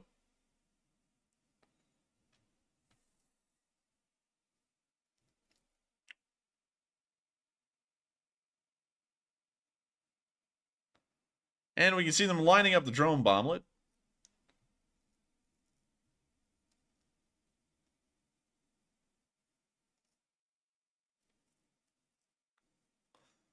And we can see them continuing to try and line up the drone grenade.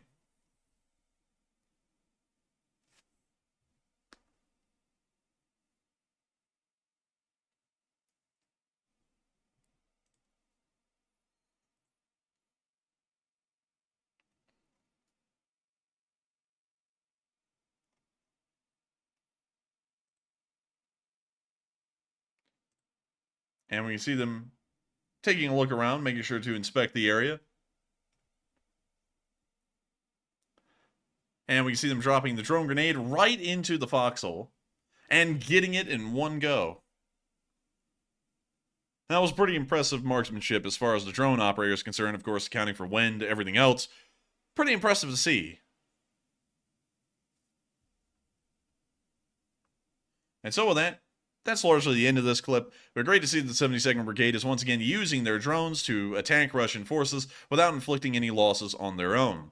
Moving on from that and into the direction of Staromaiorske, we did not see the update on Deep State UA, unfortunately, but Ukrainian forces have made it halfway through Urozhaine today. The Ukrainian forces captured the city of Staromaiorske and, of course, surrounded the Russian garrison. We assume that that garrison was around 70 strong, actually, inside the village. They were able to capture that last week and have now used that as a launching point to now encircle and then force a half retreat of the Russians out of Urozhaine. That news came out today from the War Monitor on Twitter. And also, this was something that someone who I was talking with at law school was like, oh, there's some big news. And that actually was pretty big news. The Ukrainian forces are continuing to push through Urozhaine and capture it, and if they are successful, they will now only have to deal with Zaitova Bajanya before they make it to Staromaiorske, the very end of the village chain and the last real village that they'd have to take before Russian resistance largely dissolves and there's really nothing in their way, going all the way down to Mariupol if they wanted to.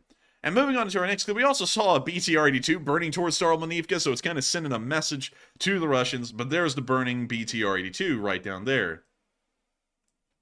Of course, not really a lot of audio, and this is like a silent film. And we can also see another explosion. I couldn't tell if that was a mortar round or from the BTR, but we can see some thick black smoke billowing out of the front, and that is showing us that the vehicle will certainly burn out. And so with that, that's the end of that clip. Very nice to see. And we're now going to be moving on from the area of Staromaiorske and further down the lines towards Poltavka, where we saw that the 119th Brigade conducted a rescue mission. I won't really be able to show much of this clip. In fact, I'm actually not going to show any of this clip because I was just thinking about what it really is. A Ukrainian unit was hit by a Russian Lancet drone, and the 119th Brigade conducted a rescue operation. I don't really know if YouTube would like for us to show that, so we're going to avoid showing it on stream. But if you would like to see it, you can always go down to the link in the description below this video and click on the day 532 map link, go to Poltavka, and click on that little marker in the maroon color with the little police officer soldier guy on it. And then just click on the link and you can watch the video for yourself. And you could do that for every single marker on this map, all 270 of them that we've had this week. And so we're now going to be moving on from Poltavka and down towards Verbove, because we saw in this area an FPV drone was able to hit some moving Russians, which was pretty impressive to say the least. I like how they have the drone operator cam now, like just in the left corner of the screen to show you what he's doing. It's like a gaming stream. Yeah, it's like a gaming stream. And we can see him bringing it on in. We can see the Russians moving around their truck. And we hear the epic music playing. That means the copyright is on its way. And we now see the drone coming in and going right for the back of the Ural, hitting it. You got the whole like celebration and everything going on. Man, it is literally like a gaming stream. We can see a dog running off. And hang on, wait a minute. The dog just hit me with deja vu. We saw a dog run off in a similar video to this, didn't we? I feel like we did. Yeah, we did for sure. Oh, yeah, definitely. It's a duplicate. Sorry, everyone. That's a duplicate video. We'll be removing that one from the map. So unfortunately, we have no video clips from Robotnik today, so we don't really have anything to report from there. And we're now going to be moving on down towards the area of Novakakovka, where we also saw that a Russian command post was destroyed. And so, here's the clip. You see the mushroom cloud coming off of the Russian command post after it has been knocked out.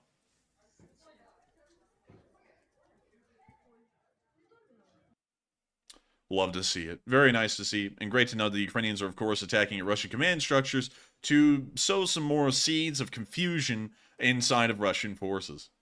The Russians, of course, try to counter what the Ukrainians were able to do at Kazachi-Lahari, capturing the town just around a few days ago, by attempting a crossing of the river on their own.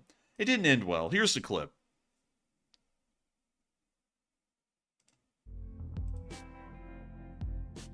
You know what, Matthew? Man, you know what that music sounds like? Top-notch chill hop. No, man. You know what that sounds like? Hey, yo, what's up, YouTube? Make sure to appreciate life. Oh, man, dude. Golly, that music is bad. Anyways, We see the Russians scooting off with their boat after they dropped off their forces. And we can see it trying to race its way down the river.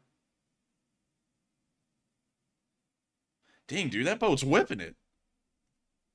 The hell? What kind of boat is that? I don't know, man. That's got to be one of those, like, land speed record boats or something. It is zooming.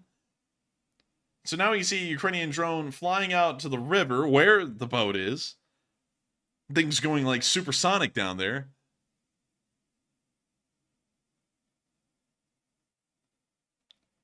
And the drone appears to be getting a close look. We see another drone looking... Damn, that thing is scooting. Dude, you're just a Ukrainian on the coastline. You just hear... It's like, what the hell? I guess they figured out that the only way to really survive the river is speed. But I don't think that's working for them. It looks like the drone is a little bit faster than the supersonic boat, as the drone has now lost a signal. And the boat was hit dead on, right dead center.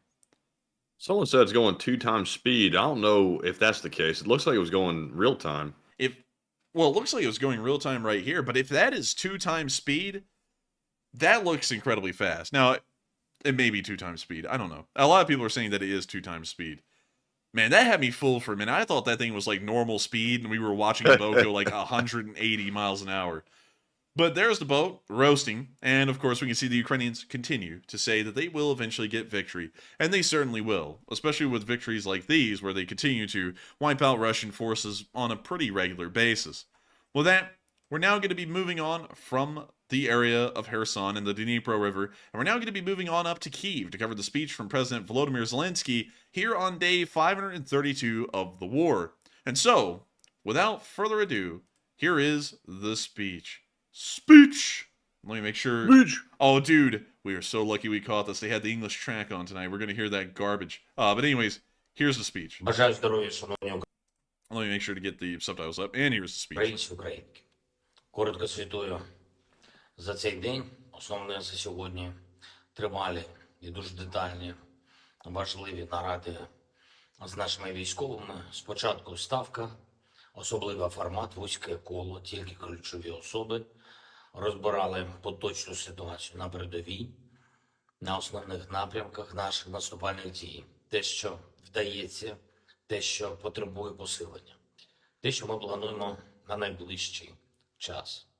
Були доповіді головкому, командувачів, які безпосередньо займаються східними та південними напрямками, а також доповідь керівника ГУР.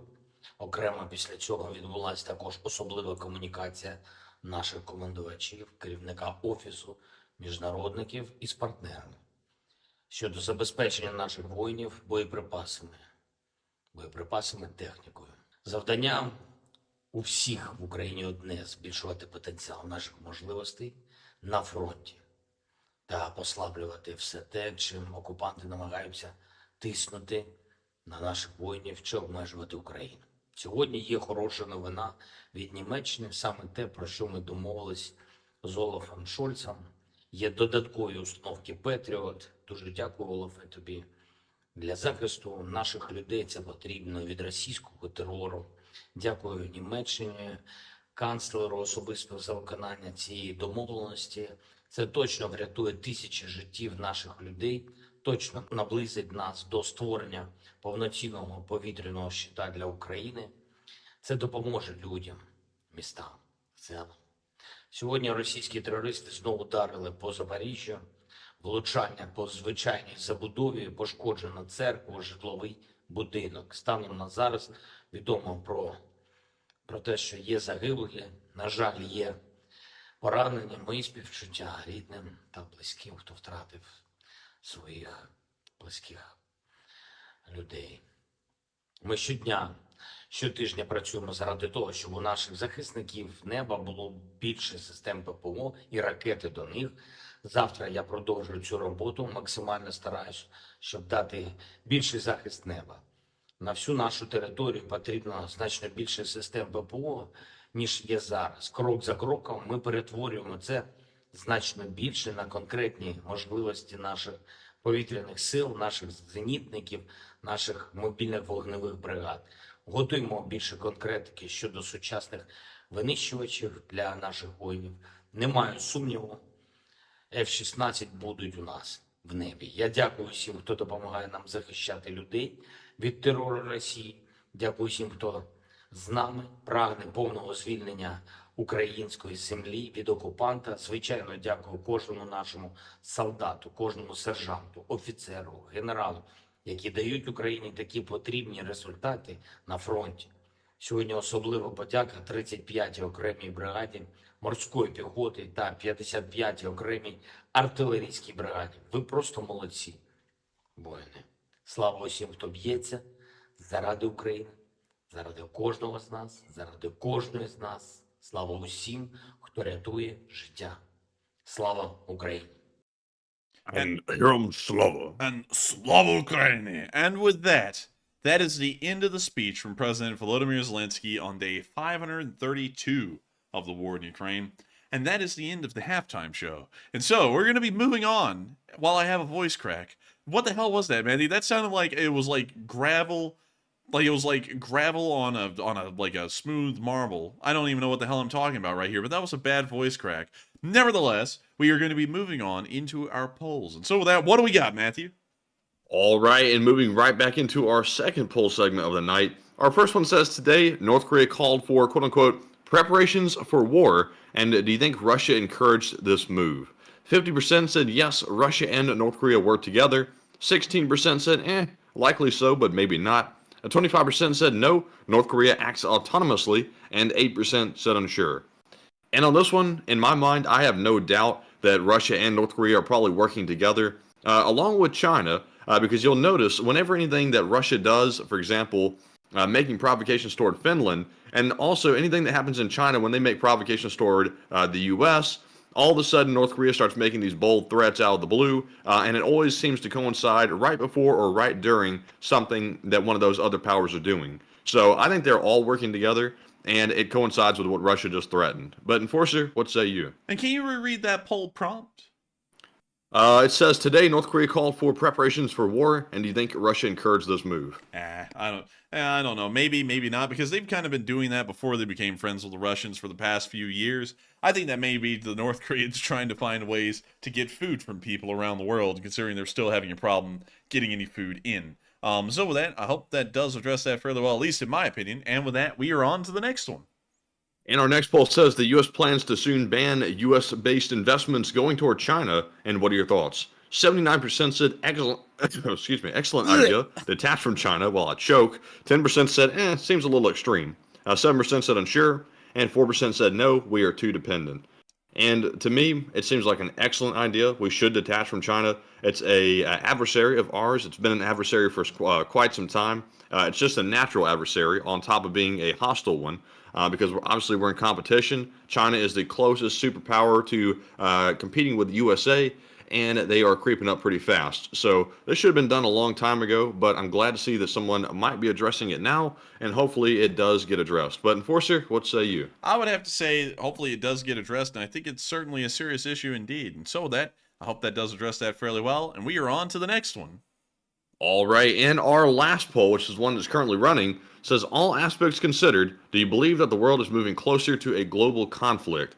53% said yes, global conflict is looming. 20% said it's too early to tell. 20% also said global conflict is unlikely, and 7% said unsure.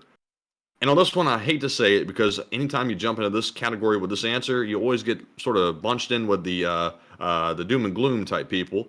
But I do believe that global conflict is looming. A lot of the military people, the analysts, have said that it's coming soon in the near future, and I would have to agree with that. And when I say in the near future, it's probably within the next 10 years or so, and it's probably going to be between, obviously Russia or China. It's probably going to be who it is, and it could break out into a larger global conflict pretty quickly, especially with the nukes. But Enforcer, what say you? I would have to say, I think, I honestly don't think we are moving towards a world war.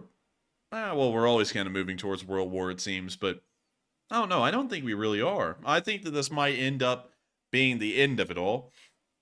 with Ukraine. I don't think we're going to see it escalate further than the Ukrainians, because we've done incredibly well for 532 days to make sure that it stays contained within Ukraine alone. And we also see that while the Chinese are ramping up their escalations around Taiwan, it still hasn't reached that point where we go, oh yeah, they are definitely going to war any minute now. They look like they're gathering information. That may show that they're years out from doing anything, but at the same time, it could show they're months away. So I don't think we're going to be entering a world war as of right now. If anything, I would feel like a world war would be much more likely in several years' time, maybe 5 years' time, 6 years' time. But then again, I'm agreeing with the military analysts at that point. So with that, I hope that kind of addresses that fairly well, and that confused rambling. And with that, we are on to the next one. And I'll say real quick, just to rebuttal that slightly, that I think that China is already preparing for it.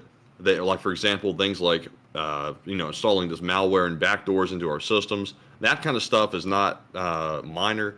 It's very large, and it's intended to be a prelude or something they can do right before they decide to go to war with the West that would cripple us tremendously. They could, of course, just be doing that for negotiating power to get leverage over us in case they wanted to, get something before going to war. But to me, it seems like they are taking every step possible to try to get ready for a global conflict. They're starting so many problems everywhere, with the Philippines, also with, for example, Taiwan. It seems like it's coming soon, but it's going to be maybe a couple years down the road. But I think we'll be ready for it. I think if we prepare now, we'll be ready. Very interesting, very interesting. And with that, we are on to the next one. Damn, just blow that right off. But anyways, moving on to our super chat questions. Really quickly, Matty. I mean, we are, kind of a little constrained on time a little, so, just trying to make sure we... no. Oh, man, well, I'm telling you, you were one... Oh, okay. Anyway, so I'll rebuttal that real quick then, because I'm just trying to make sure that we keep on the timetable here. I would say that I don't think they are going to be going to war soon, because while they may do whatever they want to American infrastructure, the People's Liberation Army Navy still just doesn't have the size nor the ability to actually field a large enough landing force that they would ever be able to hold any kind of beachhead if they were to attempt to land on Taiwan. No matter what they were able to do to Taiwan's surface-to-air missile systems, if they actually tried to conduct a naval invasion with the element of surprise in their advantage, there's really no way they could hold a beachhead. They would have to conduct some kind of a prolonged air war campaign on Taiwan to even be able to think about conducting a amphibious landing, because they just don't have a navy big enough to transport the manpower, the equipment, and the supplies continuously to keep something like that going. They would have to start requisitioning civilian ships, and a lot of the civilian ships wouldn't really be purpose-built or really even usable for the kind of mission that the Chinese would need for them to fulfill. So I feel like it's probably going to take many more years before the People's Liberation Army Navy is even big enough or capable enough to actually land a sizable landing force that could hold a beachhead and then further expand it once they landed, or after a few waves had landed. So I think that's probably what we're looking at. But with that, I hope that does address that fairly well. I'm not trying to blow it over. But with that, we are on to the next one. All right, so moving into our super chat questions, because we are fresh out of polls once again, we have a very generous $50 donation from none other than Marion Deemer. And thank you very much, Marion, for that support. And she said, I am back and proud recipient of a Watchman in my heart cavity. Oh. And goodness, I'm not sure what that is, but I hope you're doing well. And they said, I hope you guys get back to take courses with Professor J. Vance. She rocks. And the brave pilots of Ukraine need superior aircraft. And thank you so much for the support, Marion. And also, I hope that you're okay, because I actually don't have a lot of experience with really any medical technology, so I actually don't know what a Watchman is. But whatever that is, and considering that it's in your heart cavity, I hope that everything's going good for you over there, because that sounds pretty rough. And it's good to hear that you made it through, though. That's the best thing to hear. And welcome back. And I hope that it wasn't too bad. But still, hopefully we will be able to take courses with Professor Vance. I'm not really sure, Matthew, because I'm not really good with names. Do we have a Professor Vance at our school? If Marion knows the school we're going to, I haven't heard of a Professor Vance. That must be like a 2L or a 3L professor. I don't have Professor Vance for any of my 1L courses.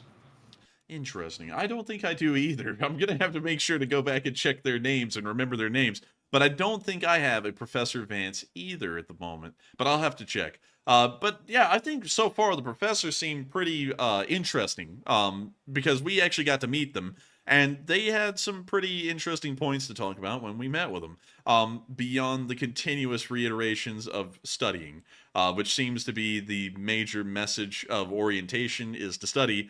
So luckily we already studied pretty adamantly on the one thing we were supposed to study for orientation, and then we found out like half the class didn't, and then it didn't even really matter. That was kind of weird part. It didn't even matter. Like, Maddie, we were ready to go in and talk about this specific case that we had to know, and then it was just like a 10-minute thing, and we didn't really get to ask any questions on it. But you know, still, we read on it, we got a pretty good idea, and we wrote up a little brief. But I would certainly agree as well, Marion, that the brave pilots of Ukraine do need superior aircraft, and they will certainly be getting that in the F-16. And what I thought was crazy is that a long time ago, aircraft were completely out of the picture for Ukraine, so people were trying to imagine things, and it was really two camps. The camps that wanted the F-16 to be sent over, and the camps that wanted the A-10 to be sent over. And it appears that the F-16 won. We haven't even heard about the A-10s possibly being sent over to Ukraine, and so it is great to know that they're going to be getting what the West, well, what the Department of Defense has decided will be the best aircraft for Ukraine to fit the role that they need. And so with that, thank you so much once again for support. I hope that does address that fairly well. And with that, we are on to the next one. And also, by the way, everyone has been saying that a watchman is a pacemaker. And I know what that is. Now, I know what a pacemaker is. I didn't know what a watchman is. And so I hate to hear that you had to get one. But I hope that it does help you out, because that would be terrible to have you have a heart attack or something similar and not have a pacemaker. That would be terrible. So great to hear that you were able to get through that surgery. Welcome back, Marion, because you have been around forever. And we have been wondering where you've been. Like, we were like, man, they're just gone. Like, that happens, though. Like, that happens to a good amount of viewers. Like, they'll just disappear for a while, and we'll always be like, oh, man, I wonder where they're at. Like, every once in a while, BC Skyman will go on a hunting trip, or, you know, let me think of others. Like, Walter A. Lakota is probably the most famous one at this point. He goes off to sea. He actually embarks on a ship, the USNS Loyal, at sea for months on end, and then we just don't see him for that time. But it's great to hear that you're back, and I hate to hear that you had to have that done, but it's also a good thing that you had it done, so that way you can hopefully prevent things from terrible happening in the future. But with that, thank you so much once again for support. Hope that does address that fairly well. And with that, now people are telling me it's not a pacemaker. So, all right, apparently everyone who was saying it was a pacemaker, it's not a pacemaker. I don't know what it is. It's a heart monitor for atrial fibrillation. Oh, I might need one of those after I drink this much busy, but still, thank you so much once again, Marion. Apparently, I got the medical side of things entirely wrong, because I believe folks in the live chat. But still, thank you so much once again for the support and helping this channel to keep on running. And with that, we are on to the next one. All right, and let's see. Also up next for the super chats, we have a $40 donation from Duncan VR, and thank you very much, Duncan, for that support. And of course, we haven't had animal noises in a long time. And if any of the professors are watching, this is something that we do as a tradition around here. Enforcement Matt gets put down in his place a little bit. And Duncan says, Bamuba, Baba, oh man, I'm telling you, I'm having trouble sending super chats. They keep failing. Oh man, I'm telling you, Baba, I get no respect around here. Oh man, rough. Snort me out. Well, let's see. Blow up more Black Sea Russian ships. Wow. Oh, meow. Meow. Oh my. Oh my. But thank you so much for the vast amount of support, Duncan. And of course, this takes on a whole new layer, knowing that we may actually have one of Matthew's professors watching. They're not one of mine, they're one of his, because we were actually in two separate sections.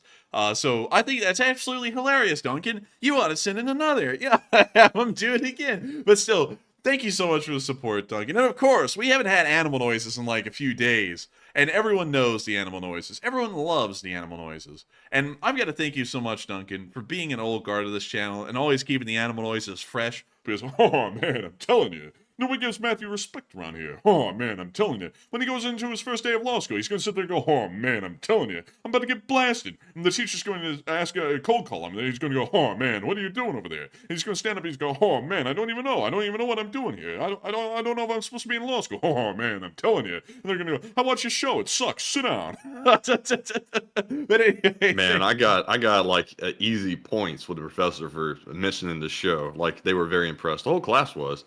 I got the entire class to subscribe, like in the moment, like as I was introducing myself for like the icebreaker stuff that you do at the beginning of a class.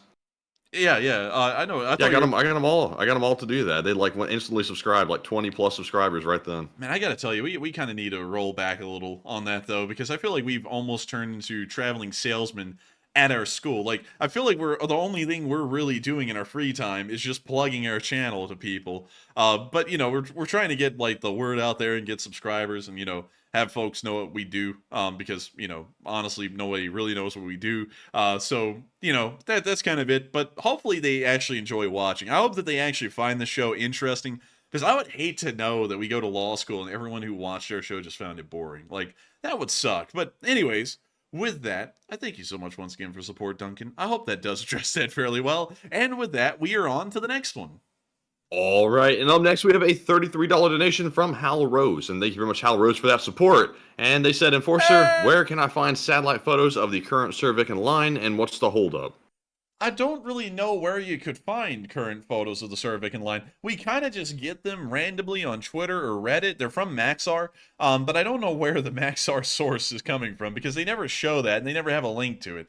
So I would say the best place to find them is to just try and search for them on Twitter. That's probably the best. But beyond that, I wouldn't really know of an exact place to find them because we really only get them occasionally whenever they pop up on Twitter or Reddit, but they don't really do that often, especially not anymore. But I got to thank you so much once again for the support and helping this channel to keep on running.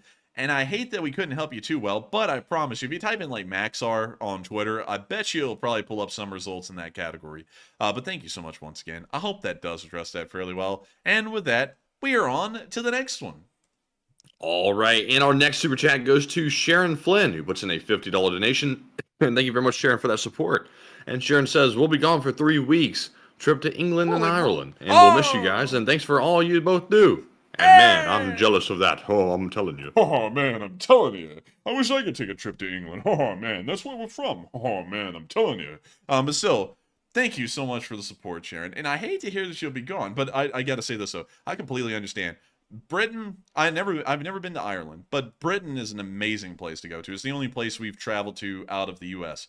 It was amazing from start to finish. Don't stay in the big cities. Make sure to travel out into the countryside because there are so many things in the countryside. I feel like in the countryside there is as much to do in just any random area as there is in London. You can find a lot of stuff out there, and I promise you, you will have a great time, Sharon. And also, by the way, make sure, like, as a single suggestion of something to do that doesn't have a giant wait line, go to Oxford and then drive up to Woodstock. Not the Woodstock Festival, it's just Woodstock Village. It's not the festival anyways. Go to Blenheim Palace.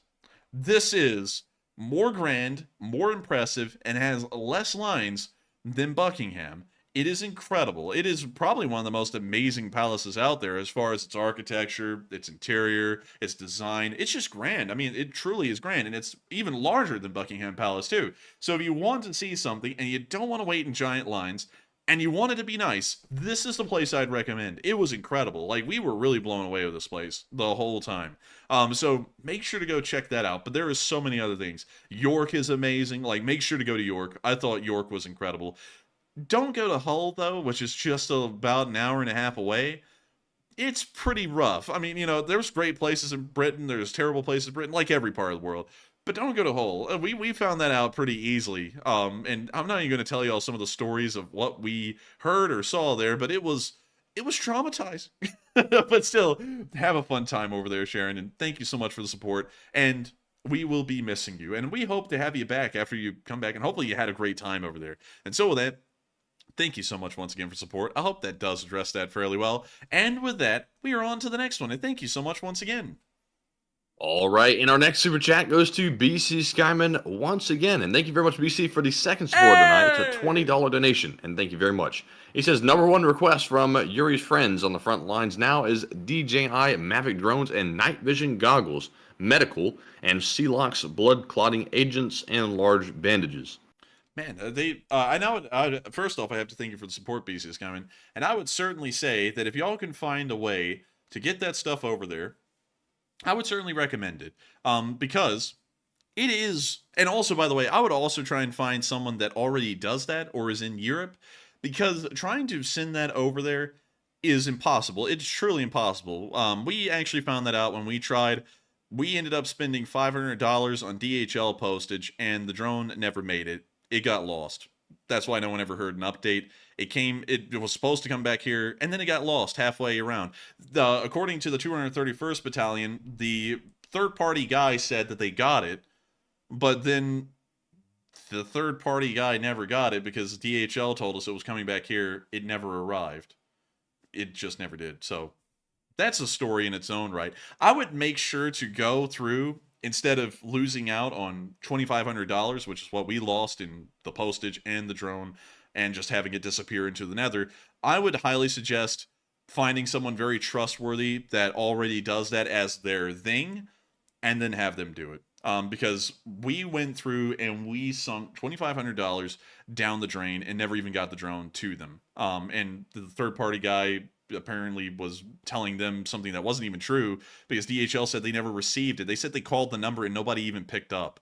And then the third-party guy said he had it, and then yeah, it was a nightmare. But anyways, with that, that's why y'all never heard an update on that drone, because we were like, man, it just disappeared, and I was like, how in the world did we tell? And JSM said somebody got it. Yeah, well, I'm sure somebody got it, but, not the person we were trying to send it to. But, to be honest with you, like with that complex of a trip going to, it was heading to Poland, right? Yeah, so to explain how it was actually supposed to get there, we flew it from the United States via DHL from Alabama, and it was going to Poland. It was going to end up in Rzeszów and then be transported to the small town of Przemysl. And then it was supposed to cross the border from there, and that's where the 231st would take it over once it crossed the Ukrainian border, and they would get it all the way down to where they were on the front lines. Problem with that is that it landed in Rzeszów. They called the person in Przemysl that was supposed to be grabbing this thing, and they never picked up the phone. And so then DHL said, we're sending it back your way, and then it disappeared. And so when I said, and it's back here, that's what DHL said. They said it was back here in America, but then they lost track of it, and the last time they saw it, it was in Rzeszów. So we don't even know where the drone went. It's just gone. So fun times at sea. It's fun. It's great. So that's a great story, and one that actually aggravated the hell out of me, both on DHL's end and also the third party's end, because nobody knew what they were even doing. The 231st was just getting information from the third party. I was getting information from DHL, and nothing ever added together with the two of them. So yeah, that's fun. So make sure if you're doing something like that with the drones, something that's a lot heavier and more complicated, make sure to just either send the money to someone that does that and has a proven track record, or go find a nonprofit that does something like that, because we found out it is truly impossible to get one there without it just ending up missing. So with that, I hope that does address that the best I can, BC Skyman, and I thank you so much for the support. And if y'all want to get that stuff to him, I would make sure to do that. Medical gear is incredibly important. No one can ever have enough medical gear. And that's something that has truly been proven on the Russian side. They never have enough when they need it, and people end up losing their lives for it. And so the Ukrainians certainly need a load, so that way they can have an advantage over the Russian forces. And so with that, and also it seems like a lot of people are coming out with nightmare stories about DHL. By the way, they offered insurance on the drone, but it was hundreds of dollars. In the postage was already $500. So I told them, nah. I was like, it'll make it there, because the 231st said, oh yeah, the guy we deal with, we've dealt with him before. And it was a whole thing. Anyways, with that, I hope that does address that fairly well. Thank you so much once again for the support. And with that, we are on to the next one. All right, and our next super chat goes to Troy Wilson, who puts in a $20 donation, and thank you very much, Troy, for that support. He says, don't forget, finally, Australia is finally getting nuke subs, the AUKUS agreement. Oh, and they are. Yeah, you're right. And I gotta thank you for the support. And they are getting nuclear subs. That's something pretty wild, considering that it's not really breaching any nuclear proliferation treaties, because that's about nuclear weapons, not nuclear power. But that is pretty cool to know that they will be getting them, and hopefully they'll be making the Australians a stronger partner of the U.S. here in East Asia in general, so that way they actually have some very powerful, competent, very quiet submarines as well. And so with that, thank you so much once again for support. I hope that does address that fairly well. And with that, we are on to the next one. All right, and up next, big shout out to Carlos Felipe Colito, who puts in a $15 donation and does not put a comment. But thank you very much, Carlos, for the support. And also, let me get rid of one very arrogant person in the chat who thinks he's going to tell me something or a thing or two. He's going to have to go, and there he goes. He was irritating the hell out of me. And also, I have to say, didn't mean to have an outburst like that, but my patience is running a little bit low with the bots tonight because we are going on 13 or 14 hours now. Oh, I'm telling you. But anyways, a big shout out to Carlos, and thank you very much for that support. And Enforcer, what say you? I would say thank you for the support. And can you reread it again? Because I just saw the bots There was comments. no comment. Oh, well, I'm sorry. I was reading the bots' comments there, and I was getting distracted because that was a whole deal. But still, thank you so much for the support. You didn't leave a comment, which is unfortunate because we would address it, but you did support the channel and help us to keep this thing rolling. And we are very appreciative to you for that because you help us to keep the lights on. And so with that, thank you so much once again for support. I hope that does address that fairly well. And with that, we are on to the next one. All right, and our next super chat goes to Golden Dogs, who puts in a $10 donation. And thank you very much for that support. And he said, what would happen if the U.S. gave Ukraine modernized Apaches AH-64E? Good question, and I thank you for the support, first off. And to try and give an answer on that, it will probably, once again, fall under a national security issue, considering that that's one of the most advanced versions of the Apache that we have. We probably wouldn't end up sending it. However, it is a fairly competent and very capable helicopter. But the problem is we don't really see helicopters exceeding well in the war so far. They're not doing well. Of course, with man pads everywhere, it's really hard, even for the helicopters to try and hide below a tree line. Like the Ka-52 kind of can. It really doesn't even work still. So I would say it kind of works for him. Well, helicopters kind of work, but I don't really know if the Apaches would actually help out much in this war. I would have to say I think we need to send a couple of the AH-64As or maybe the AH-64Ds that have the longbow radar on top of the rotors to actually see how that performs, just one or two of them. And then if they perform well, consider sending actual squads of Apaches if the Ukrainians wanted them.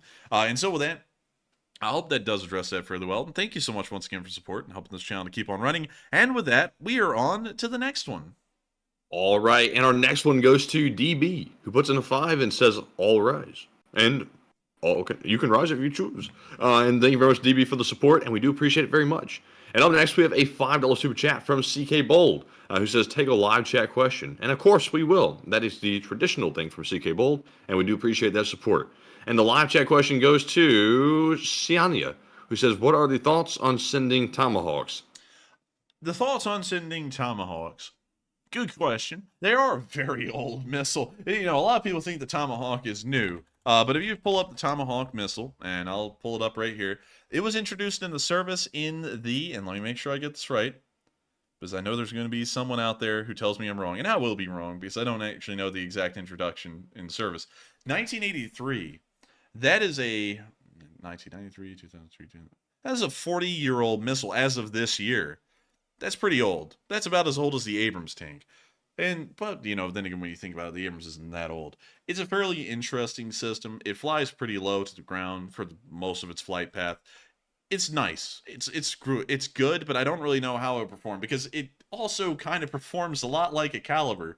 And we've seen that the Ukrainians have been able to shoot down calibers.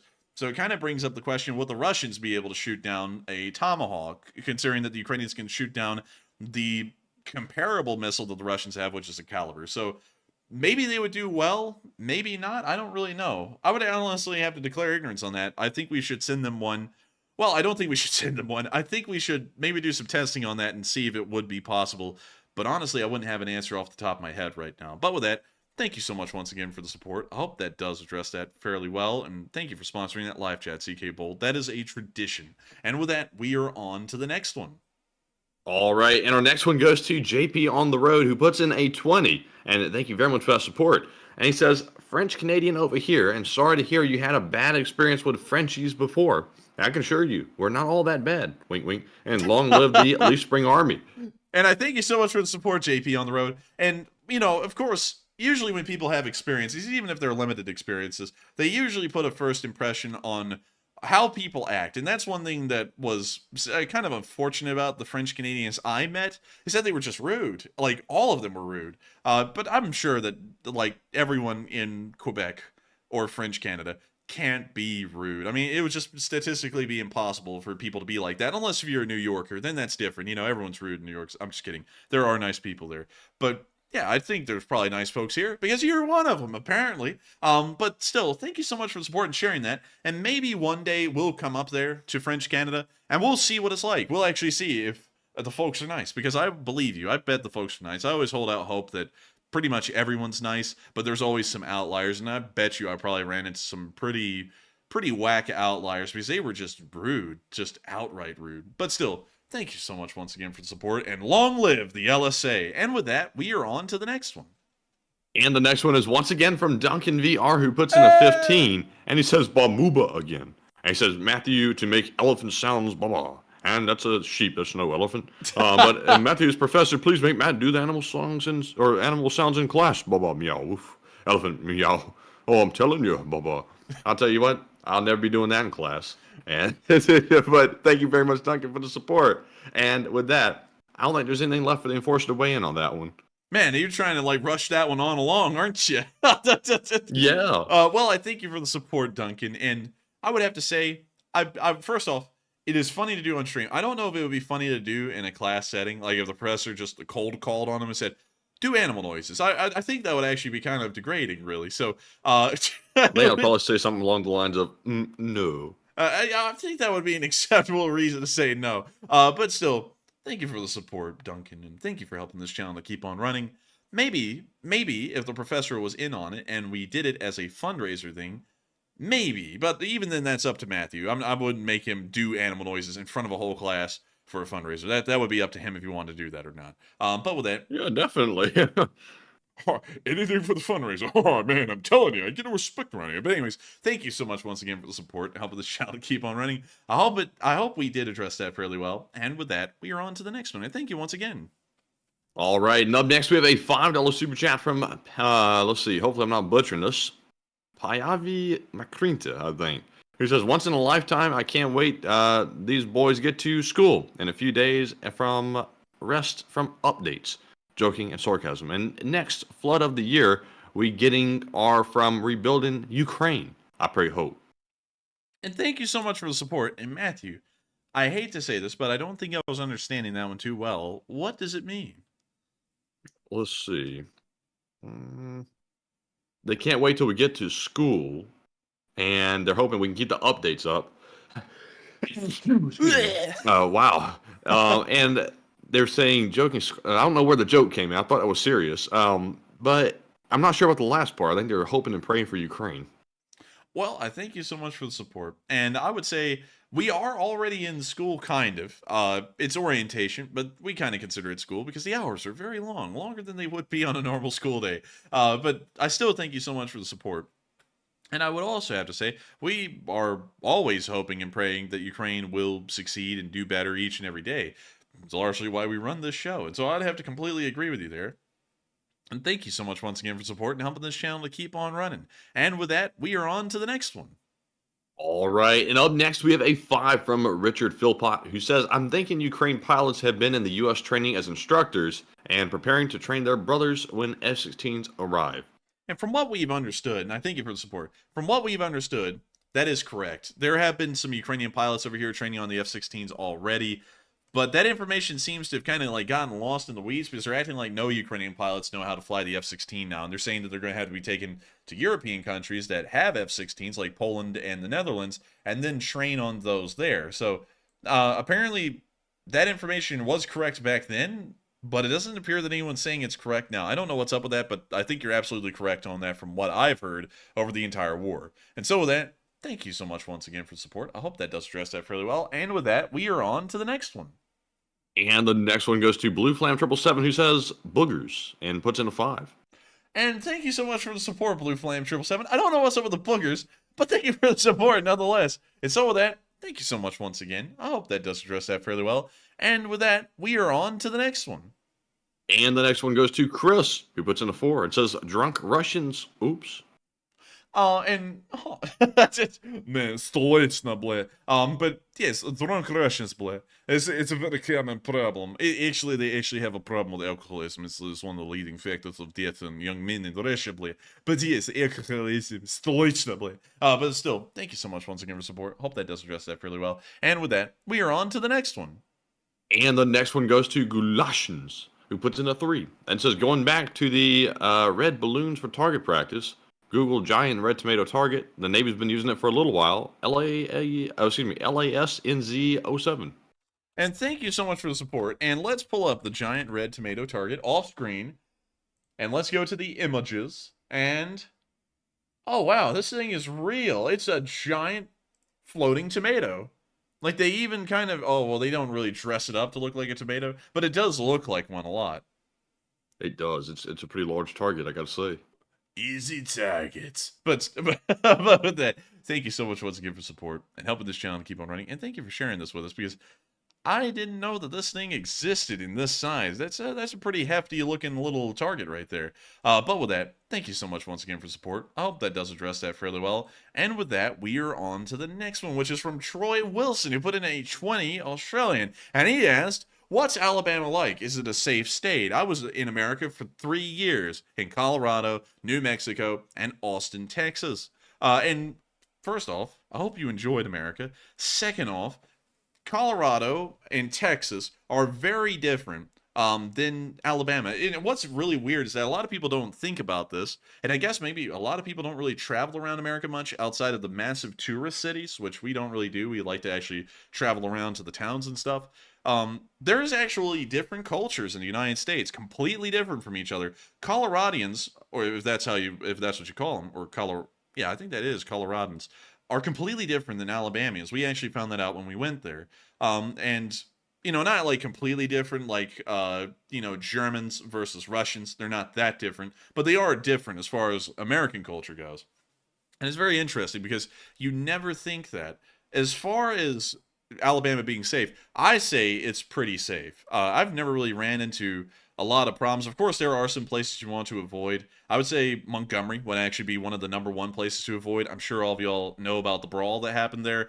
That's kind of common, but on a smaller scale on a daily basis. But I would say it is largely safe. It's largely safe to be in Alabama, as long as you avoid the cities that are pretty rough. And there's also parts of Birmingham to avoid as well. Fairfield is probably #1 because Fairfield has the highest crime rate in the entire state of Alabama, and it's right there. So as long as you avoid that, you ought to be fine. And so with that, thank you so much once again for the support, Troy. I hope that does address that fairly well. And with that, we are on to the next one.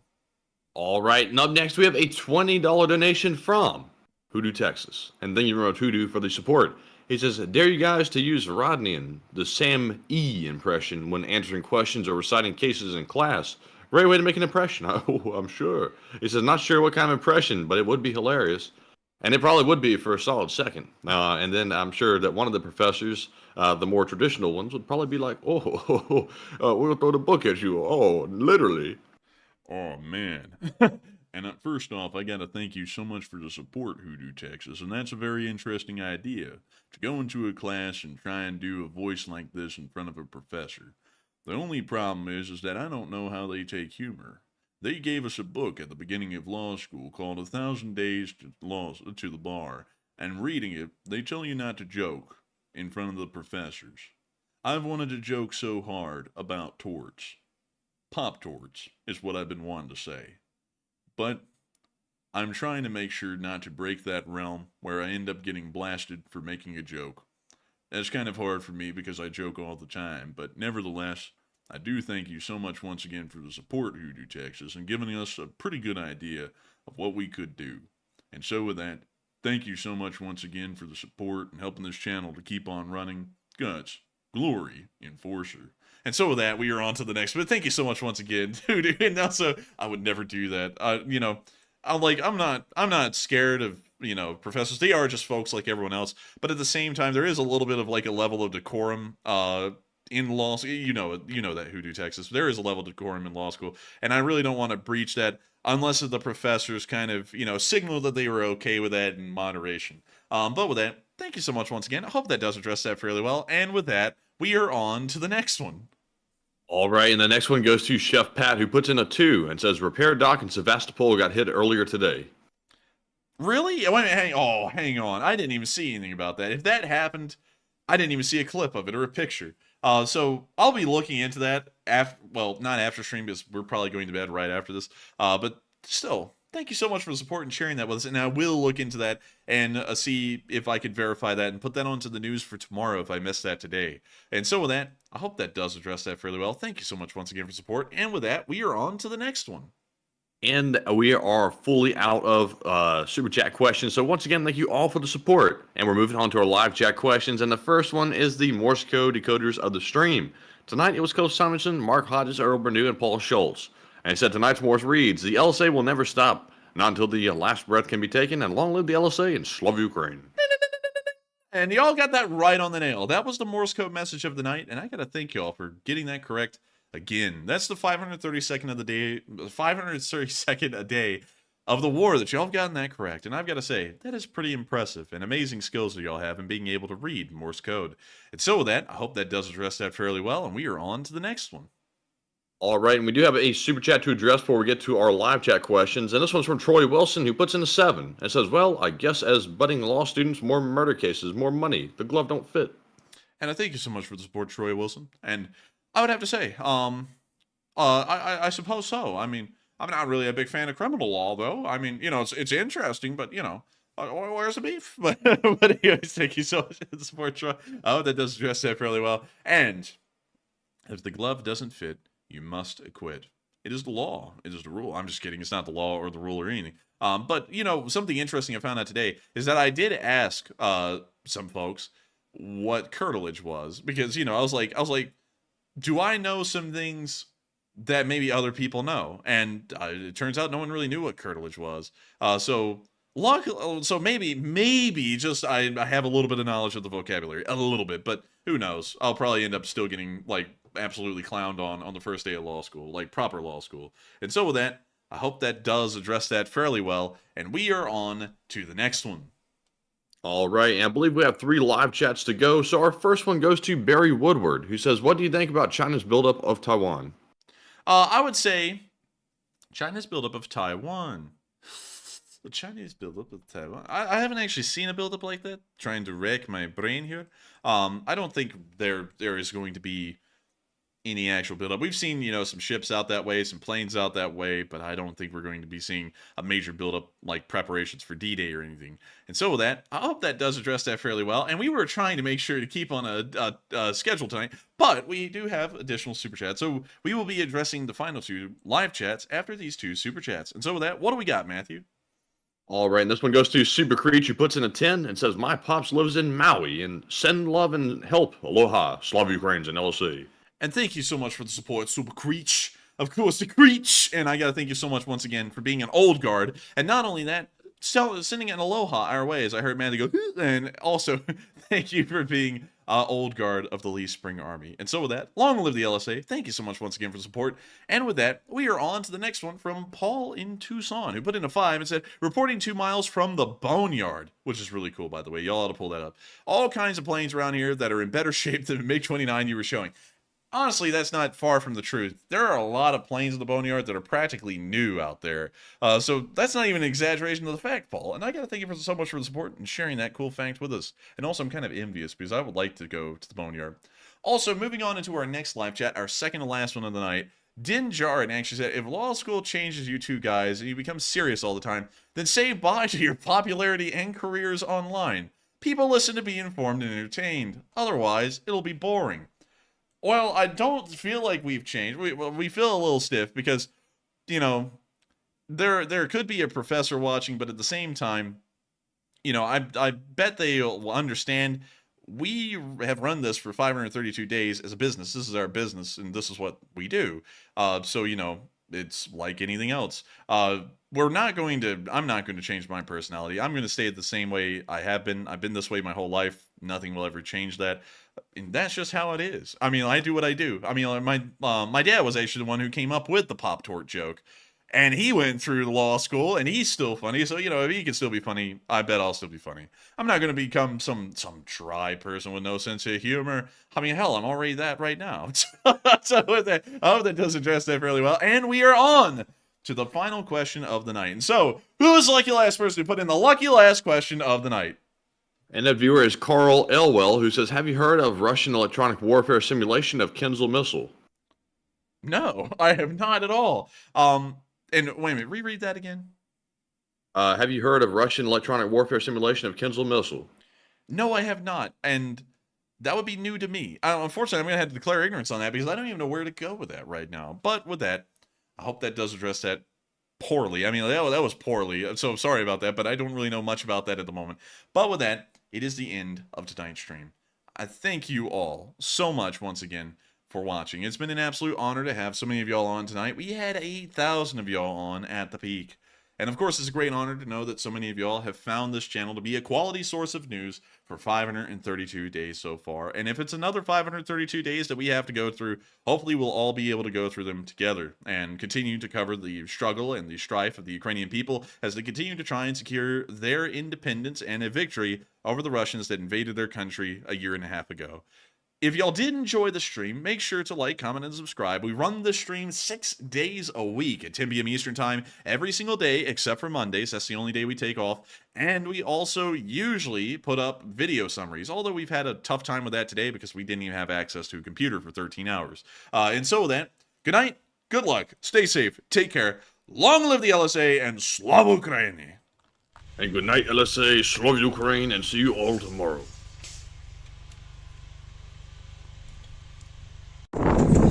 Yes. The Leaf Spring Army sends its regards.